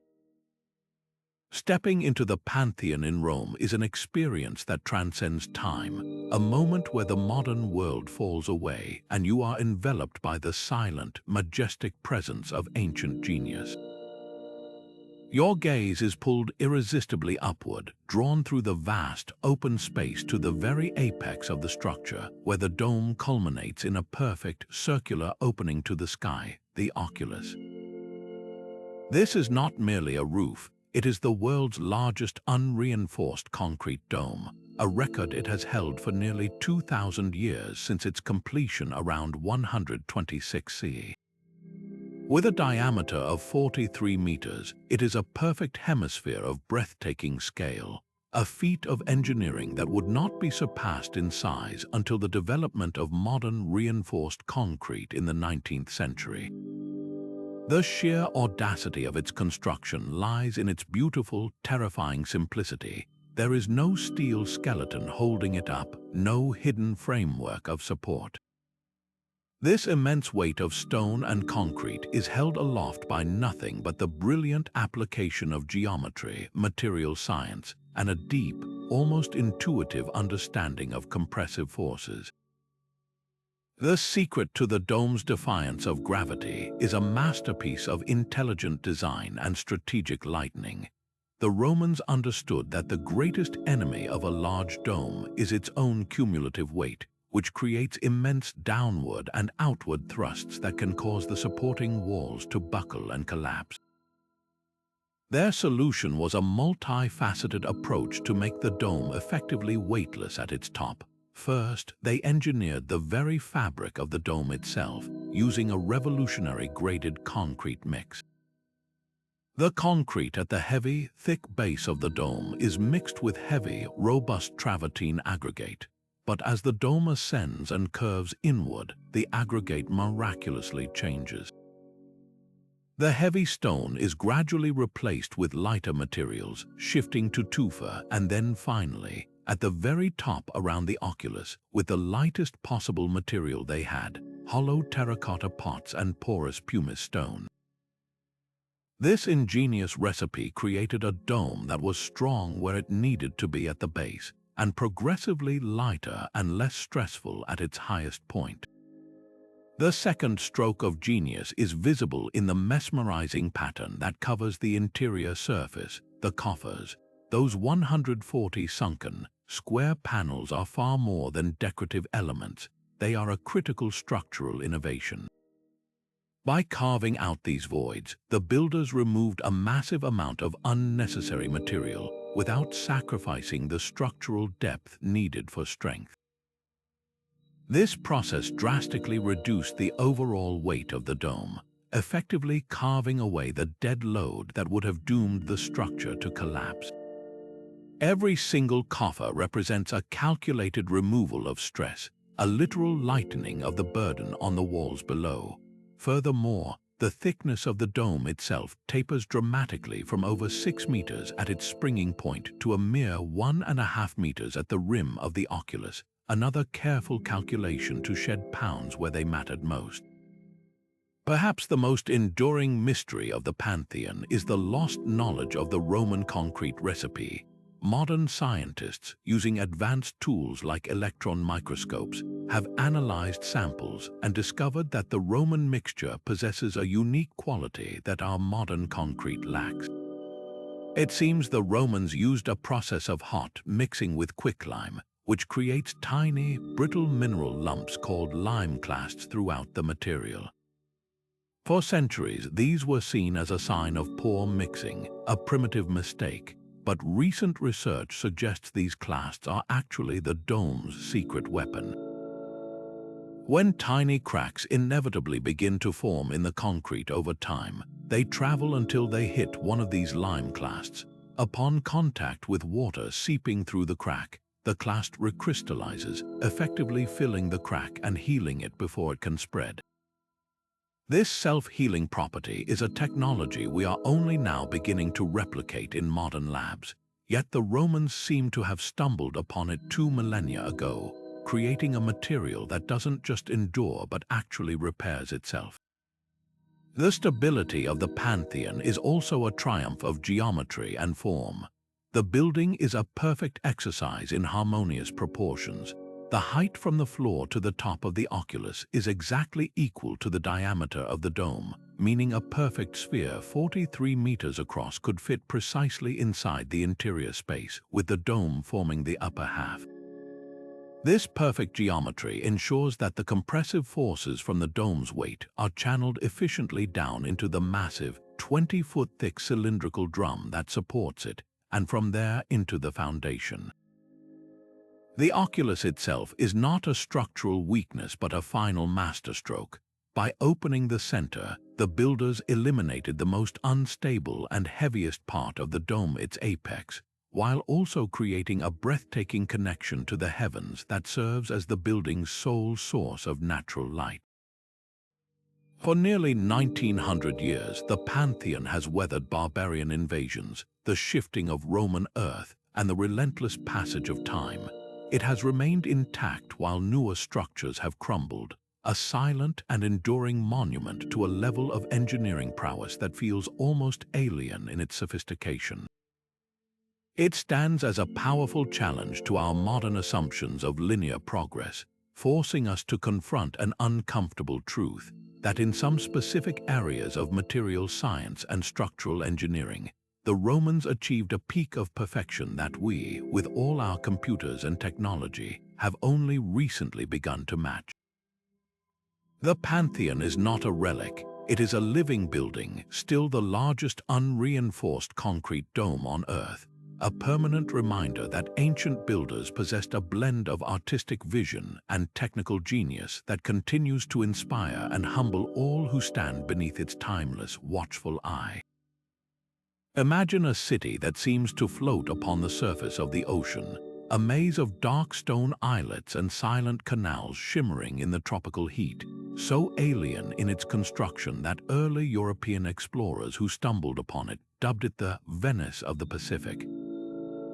This is Nan Madol, a breathtaking archaeological wonder built not on solid ground, but directly atop a coral reef off the coast of Pohnpei Island in Micronesia. Its name literally means the spaces between, a reference to the intricate network of canals that weave between its 92 artificial islands. And to step into this watery realm is to enter a place that feels utterly disconnected from the rest of the world, a ghostly metropolis suspended between sky and sea. The construction of this city is a puzzle that begins with its very foundation. The builders didn't have the convenience of earth or rock to build upon. They had to create their own land from nothing. They did this by first laying down a colossal grid of colossal coral boulders directly onto the reef, a foundation that had to be strong enough to withstand the constant pounding of ocean waves and the threat of typhoons. Upon this stable base, they then erected the walls and platforms that define Nan Madol, and this is where the mystery deepens into the realm of the seemingly impossible. The city is built primarily from prismatic basalt logs, massive, naturally formed crystalline columns that can weigh up to 50 tons each. These were quarried from the other side of the island, a journey of over 25 miles of rugged jungle and open ocean. The builders then transported these colossal stones to the reef and stacked them horizontally, log upon log, like a gigantic game of pick-up sticks, to form towering walls that rise up to 25 feet high. The precision of this stacking is astonishing, creating stable structures without any mortar to bind them, relying solely on their immense weight and careful placement to hold fast against the elements. The question of how they achieved this logistical nightmare has perplexed experts for generations. How do you move a 50-ton column of rock through dense, mountainous jungle without wheels or draft animals? How do you then load it onto a raft or a canoe and transport it across miles of open ocean, navigating reefs and currents without the entire vessel sinking? And finally, how do you unload it and maneuver it into its exact position on the unstable surface of a coral reef? Mainstream archaeology offers a theory of immense patience and coordinated labor. It suggests that the basalt logs were moved using a system of wooden rollers and levers through the jungle, a process that would have required hundreds of people working in unison for each individual stone. For the ocean voyage, they likely lashed the stones to the sides of large outrigger canoes or placed them atop twin-hulled rafts, using the natural buoyancy of the wood to keep them afloat.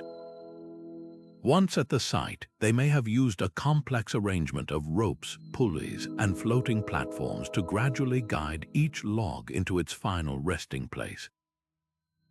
This explanation is logical, but the sheer scale, repetition, and precision of the operation push the boundaries of believability, leaving a gap that local legend is all too happy to fill.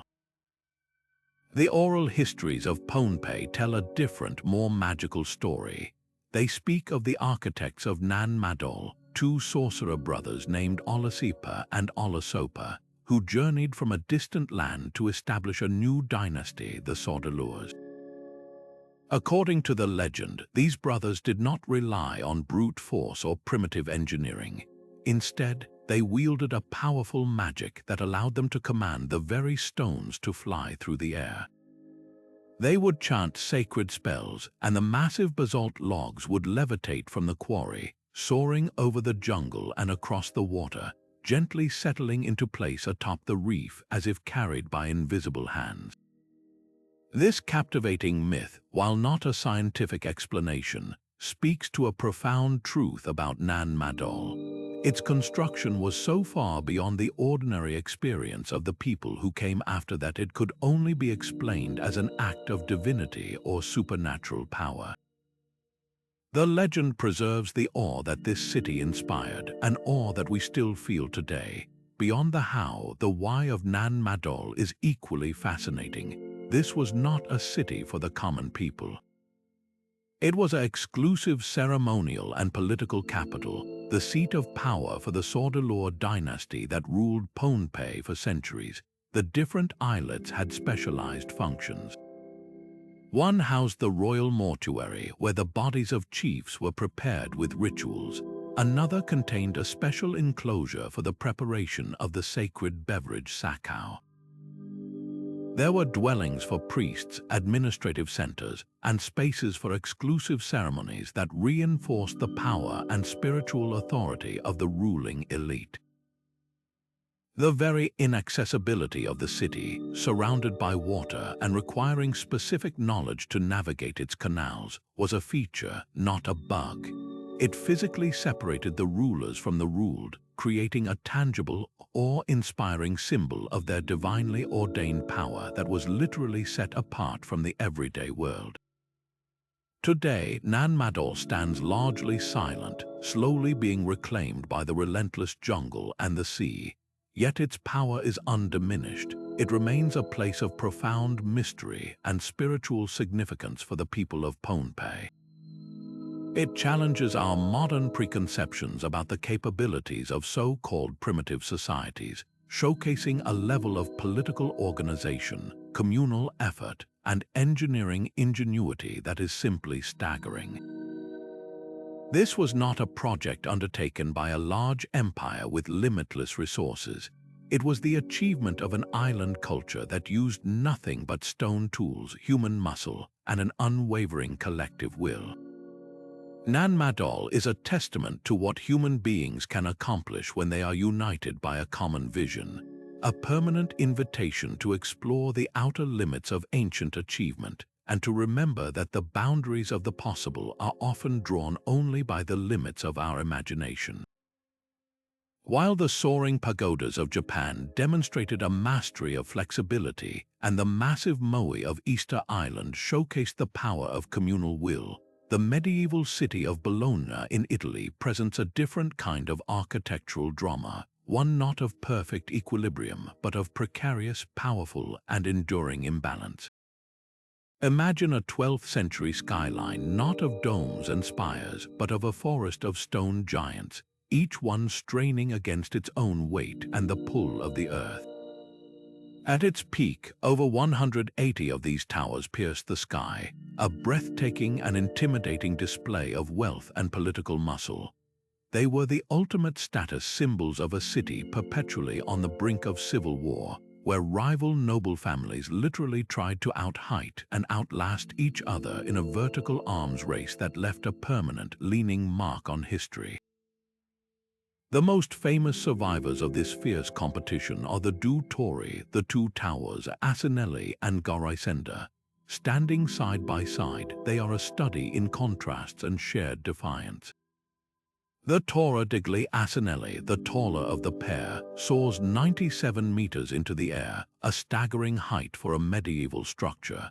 It leans approximately 1.3 degrees, a subtle list that is just enough to be perceptible from the ground, giving it a sense of dynamic tension. Its companion, the Torre Garisenda, is far more dramatic. Though shorter, it leans at a heart-stopping angle of over 3 degrees, a visible curve that makes it appear perpetually on the verge of toppling over. The fact that both have stood for over 9 centuries is not a testament to perfect engineering, but to a brilliant, pragmatic acceptance of imperfection and a continuous, centuries-long conversation between the structures and those trying to save them. The reason for their lean is rooted in the very soil they were built upon and the frantic pace of their construction. Bologna sits on a soft, unstable substrate of clay and sand, a foundation utterly unsuited for supporting such immense, concentrated weight. The noble families, driven by rivalry and the need for swift completion, often used shallow foundations, essentially placing these stone titans on a shifting, unreliable base. As the towers rose, their immense weight caused the ground to compress unevenly, and the structures began to sink and tilt, sometimes even during construction itself. This wasn't a slow process over centuries. It was an immediate and terrifying problem that the original builders had to confront head-on. Their solutions were ingenious exercises in medieval physics. Understanding intuitively the concept of center of gravity, the masons employed a clever strategy of weight distribution.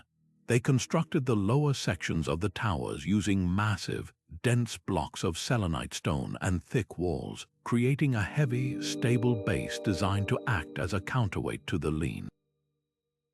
As the tower ascended, they switched to progressively lighter materials, including thinner bricks and hollow interior sections, effectively reducing the load and the leverage acting on the unstable foundation.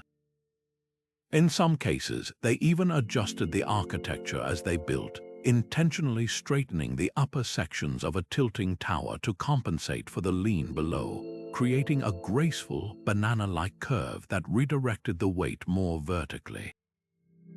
This was not engineering from a textbook. It was a real-time, high-stakes negotiation with gravity, a series of on-the-fly corrections born from necessity and keen observation. The story of these towers did not end with their completion. Their survival is an ongoing saga of human intervention and stabilization. For centuries, caretakers and engineers have monitored their slightest movements, implementing solutions that range from the simple to the sophisticated. The Asinelli Tower has been braced with internal iron chains and external supports at various points in its history. In the 20th century, the more precarious Garisenda Tower required a radical intervention. Its base was literally encased in a massive concrete and steel girdle, a modern ring of armor designed to prevent the fragile foundation from crumbling entirely. This continuous care highlights a crucial truth about these landmarks. Their defiance of gravity is not a one-time achievement but a perpetual process. A partnership between the original builder's ingenuity and the enduring dedication of those who came after. More than just feats of engineering, the Leaning Towers of Bologna serve as a powerful metaphor. In a world obsessed with flawless execution and perfect alignment, these slanted sentinels remind us that stability and beauty can emerge from acknowledged imperfection. They did not achieve longevity by resisting their lean, but by adapting to it, by finding a new, dynamic balance within their apparent flaw. They teach us that defying gravity isn't always about achieving a state of perfect, motionless equilibrium. Sometimes it is about the graceful, stubborn, and ongoing act of holding on, of finding a way to remain standing even when the very ground beneath you shifts, proving that the most enduring landmarks are often those that have learned, quite literally, to bend without breaking. Nestled within the rose-red cliffs of southern Jordan, the ancient city of Petra is famous for its breathtaking tombs carved directly into the rock face. But the true genius of this Nabatean capital isn't just what you see on the surface. It's the incredible, hidden network of water management systems that made life possible in this arid desert canyon. Imagine a city of 30,000 people thriving in the heart of a region that receives only about 6 inches of rainfall a year. This wasn't a miracle, it was a masterpiece of hydrological engineering, a testament to a society that understood the value of every single drop of water and mastered the art of harvesting it with almost supernatural precision. The Nabateans approached water not as a problem to be solved, but as a precious resource to be meticulously collected, controlled, and conserved. Their entire system was designed around one simple, brilliant principle: capture the water where it falls and guide it to where it is needed. The surrounding sandstone mesas, known as the Shara Mountains, became their giant, natural catchment basin. During the brief but intense seasonal rains, water would pour down these slopes in powerful, destructive flash floods. Instead of trying to resist this force, the Nabateans learned to tame it. They constructed a series of massive diversion dams and rock-cut channels that intercepted this torrential runoff at the very entrance to the narrow Siq, the main gorge leading into the city. Inside the Siq itself, the evidence of their skill is carved into the very walls. If you know where to look, you can still see the narrow, covered water channels, known as aqueducts, running along the sides of the canyon, sometimes several meters above the modern pathway. These weren't just ditches, they were carefully engineered conduits with a slight, consistent gradient, calculated to keep the water flowing at an optimal speed, fast enough to prevent stagnation and siltation, but slow enough to prevent erosion. They were often covered with stone slabs to protect the precious water from evaporation and contamination, a level of foresight that demonstrates a deep understanding of public health and water quality. But capturing the water was only half the battle. Storing it for the long, dry months was the other critical challenge. The Nabateans solved this by carving over 200 cisterns and reservoirs directly into the solid rock. These weren't simple holes, they were carefully plastered with multiple layers of a special, waterproof cement that was so effective many of them still hold water today. These cisterns were strategically placed throughout the city and the surrounding highlands, creating a decentralized network of water reserves that ensured no one had to travel far for a drink.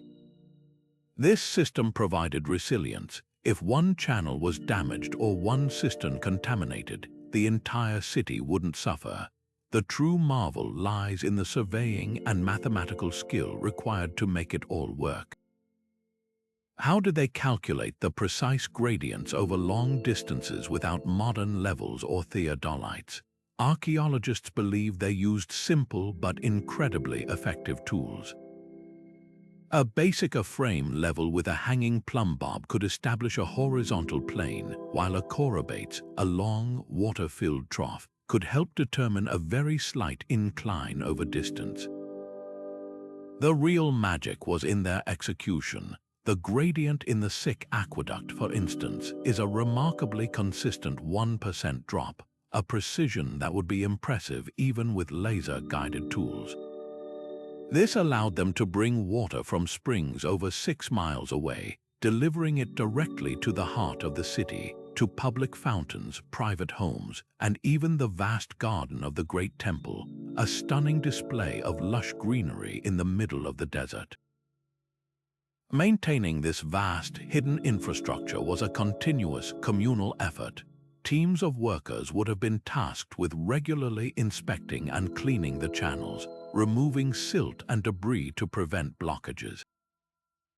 The system was designed with features to make this easier, like settling basins that would trap sediment before it could enter the main conduits. This ongoing maintenance was as crucial as the initial construction, a shared responsibility that underpinned the very survival of the community. Petra's water management system is a powerful lesson from the past, a hidden marvel that underscores a timeless truth. The greatest architectural achievements are not always the most visible monuments. Sometimes they are the humble, practical systems that sustain life itself, proving that true ingenuity lies in harnessing the forces of nature to create an oasis of civilization where none should rightfully exist.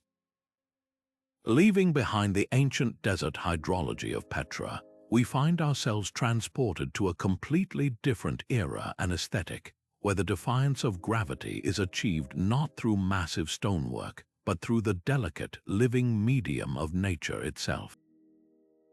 Perched high atop a dramatic limestone cliff in the Périgord region of France, the gardens of Marquissac present a vision so ethereal it appears as if a lush green cloud has settled upon the rock, forever spilling over the edges into the breathtaking expanse of the Dordogne Valley below. This is not a ruin in the traditional sense of decay, but a living, breathing testament to a more recent chapter in humanity's quest to harmonize with vertiginous landscapes, a place where the art of gardening is pushed to its most thrilling and gravity-defying extreme. The story of Marquissac begins in the late 17th century, a period of formal elegance and geometric precision in garden design. The original terraces and the charming ochre-colored chateau were constructed during this time, but the soul of the gardens as we know them today was born in the 19th century under the passionate vision of a new owner, Julian de Serval. Inspired by the romantic Italian gardens he had visited and the emerging naturalistic style, de Surville embarked on a project that would consume decades. He planted thousands upon thousands of boxwood shrubs, not in orderly parterres, but with a wilder, more organic intention. His masterstroke, however, was the creation of the 6-kilometer network of paths that snake along the very crest of the cliff, leading to multiple belvederes viewing platforms that jut out precariously over the void, offering heart-stopping, panoramic vistas of the valley, the river, and the fairy-tale castles of Castelnord and Baynac opposite. The most iconic and astonishing feature of Marquissac is its sea of over 150,000 hand-pruned boxwoods.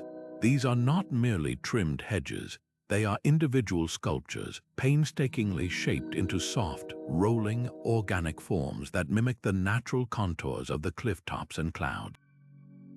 This topiary art creates the unforgettable illusion that the entire garden is a single, undulating, living entity that seems to float weightlessly above the valley floor. Maintaining this green ocean is a year-round labor of love undertaken by a team of dedicated gardeners who use traditional hand shears, eschewing modern electric trimmers to achieve the soft, natural curves that define the garden's character. This commitment to handcraft ensures that every bush retains its unique sculptural quality, a monumental effort that transforms horticulture into a form of large-scale environmental art. But this delicate beauty is anchored by a foundation of incredible practicality and traditional engineering.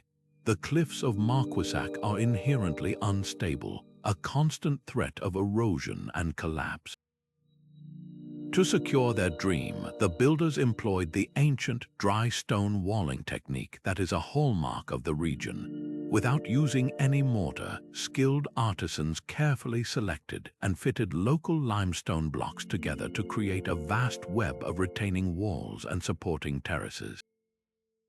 The genius of this method is its flexibility and permeability. These walls move and settle naturally with the earth, while simultaneously allowing water to drain through them, preventing the buildup of hydrostatic pressure that would blow them apart. These unseen walls are the true, silent heroes of Marquissac, the strong but invisible hands that hold the entire garden in place, allowing the lush vegetation to dance on the edge of the precipice without fear of falling. What makes Marquissac so profoundly special in our exploration is its timeline. It stands as a powerful reminder that the human drive to create breathtaking, gravity-challenging landscapes did not end with the ancients or the medieval builders.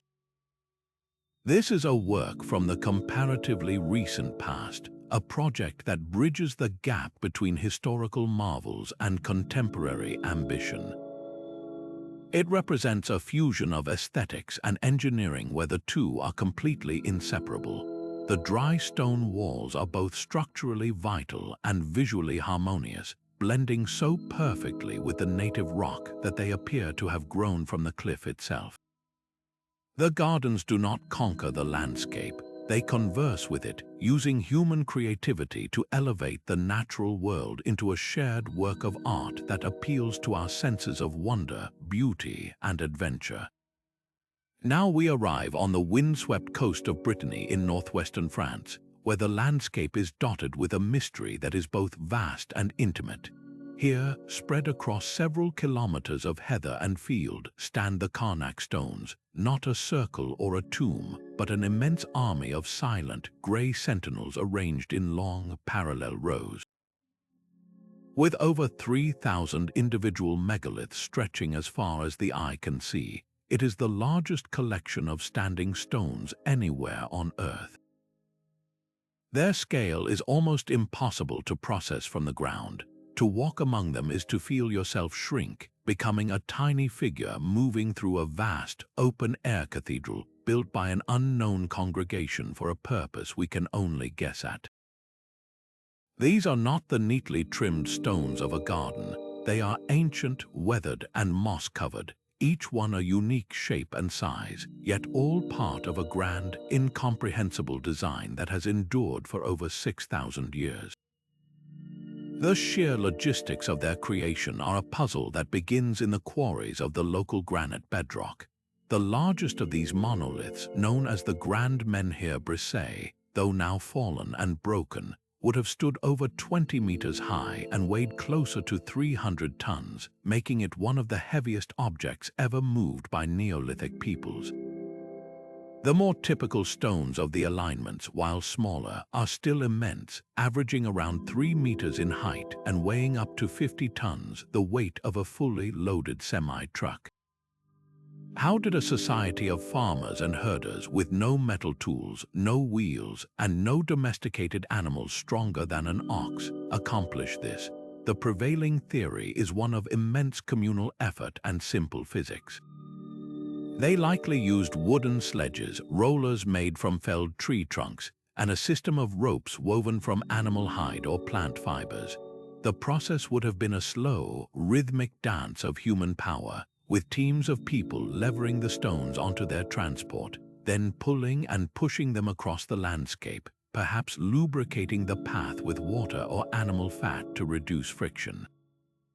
It was a project that would have required the entire community, a shared endeavor that likely spanned generations.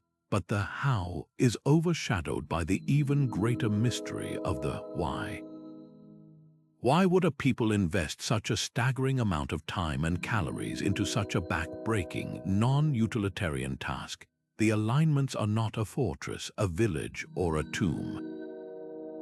For centuries, the most popular theories were rooted in legend that the stones were a Roman legion turned to stone by the wizard Merlin, or that they represented a petrified pagan army. Modern archaeology offers more grounded, though no less fascinating, explanations. One compelling idea is that the rose served as a gigantic astronomical calendar or observatory. Certain alignments seem to correspond with the rising and setting of the sun and moon during the solstices and equinoxes. The Grand Menhir, before it fell, may have acted as a foresight for tracking major lunar standstills, events that occur only every 18.6 years. This suggests a society with a deep, long-term connection to the cosmos, using these stone markers to predict seasonal changes, organize their agricultural and ceremonial cycles, and perhaps even demonstrate their priestly authority by seemingly controlling the heavens themselves. Other theories propose a more territorial or spiritual function. The meticulous rows, which are not perfectly straight but seem to fan out and converge in specific ways, might have delineated a sacred processional pathway, guiding people toward a ceremonial center that has since been lost to time. The sheer effort involved indicates that this was a place of immense importance, a locus of spiritual power that drew people from across the region. The act of erecting the stones itself may have been a form of worship or a way to connect with ancestral spirits believed to reside within the earth. The stones, rooted deep in the ground, could have been seen as conduits between the world of the living and the underworld, their alignment creating a powerful ritual landscape designed to harness the energies of the earth and sky. What makes the Carnac alignment so profoundly challenging is that they force us to abandon our modern, compartmentalized way of thinking. For the people who built them, the purpose was likely not a single, simple answer. The lines probably served multiple, overlapping functions: astronomical, ceremonial, social, and territorial. They were a calendar, a church, a community project, and a statement of identity, all woven into one. They represent a worldview where humanity was not separate from nature but an integral part of a living, cosmic whole. The stones challenge the very narrative of prehistory as a simple, primitive time. They are a testament to a sophisticated society capable of complex communal organization, long-term planning, and a deep, intuitive understanding of their environment. They looked at the chaotic landscape and imposed a breathtaking order upon it, not for shelter or defense, but for the soul, creating a permanent stone testament to their beliefs. their capabilities, and their place in the universe that continues to silently question our own assumptions about the past. After exploring these 24 astonishing sites, from the celestial observatory of Chancillo to the subterranean city of Derinkuyu, a powerful pattern begins to emerge from the stones. It becomes clear that these ancient builders, separated by vast oceans and thousands of years, were all tapping into a shared wellspring of human ingenuity, guided by a common set of principles that feel almost universal. One of the most profound threads connecting them is a masterful understanding and application of precise geometry. This wasn't just about making things look symmetrical, it was a functional science. The Great Pyramid's alignment to true north within a fraction of a degree, the 13 towers of Chancillo tracking the solar year, and the perfect hemispherical dome of the Pantheon all speak to a deep, perhaps even sacred, relationship with mathematical order. They saw geometry not as an abstract concept, but as the underlying language of the universe itself, a code they could use to build structures in harmony with cosmic and terrestrial forces. This leads directly to another unifying theme, an intuitive and brilliant adaptation to local materials. These architects didn't have global supply chains, they had what was immediately around them. And instead of seeing this as a limitation, they treated it as an invitation for innovation. The Inca looked at the abundant granite of the Andes and developed a technique of ashlar masonry so precise it became seismic proof. The builders of Derinkuyu saw the soft volcanic tuff of Cappadocia and realized they could carve entire cities into it, creating safe, temperature-regulated habitats. The Japanese, surrounded by forests in an earthquake-prone land, perfected the art of flexible wooden joinery to create pagodas that could dance with the tremors. In every case, they worked with the inherent properties of their stone, wood, or clay, allowing the material itself to guide their engineering choices and ultimately creating structures that felt like natural extensions of the landscape rather than impositions upon it. Perhaps the most sophisticated commonality is their profound understanding of natural forces.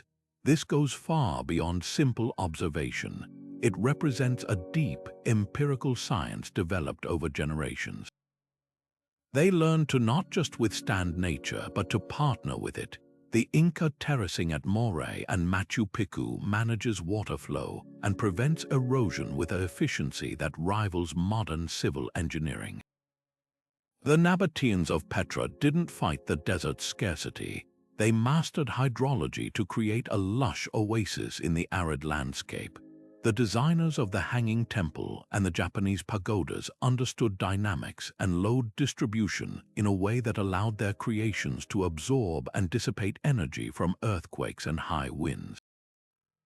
They were brilliant intuitive physicists, conducting multi-generational experiments and passing down hard-won knowledge that allowed them to harness the power of gravity, water, and wind instead of being defeated by them.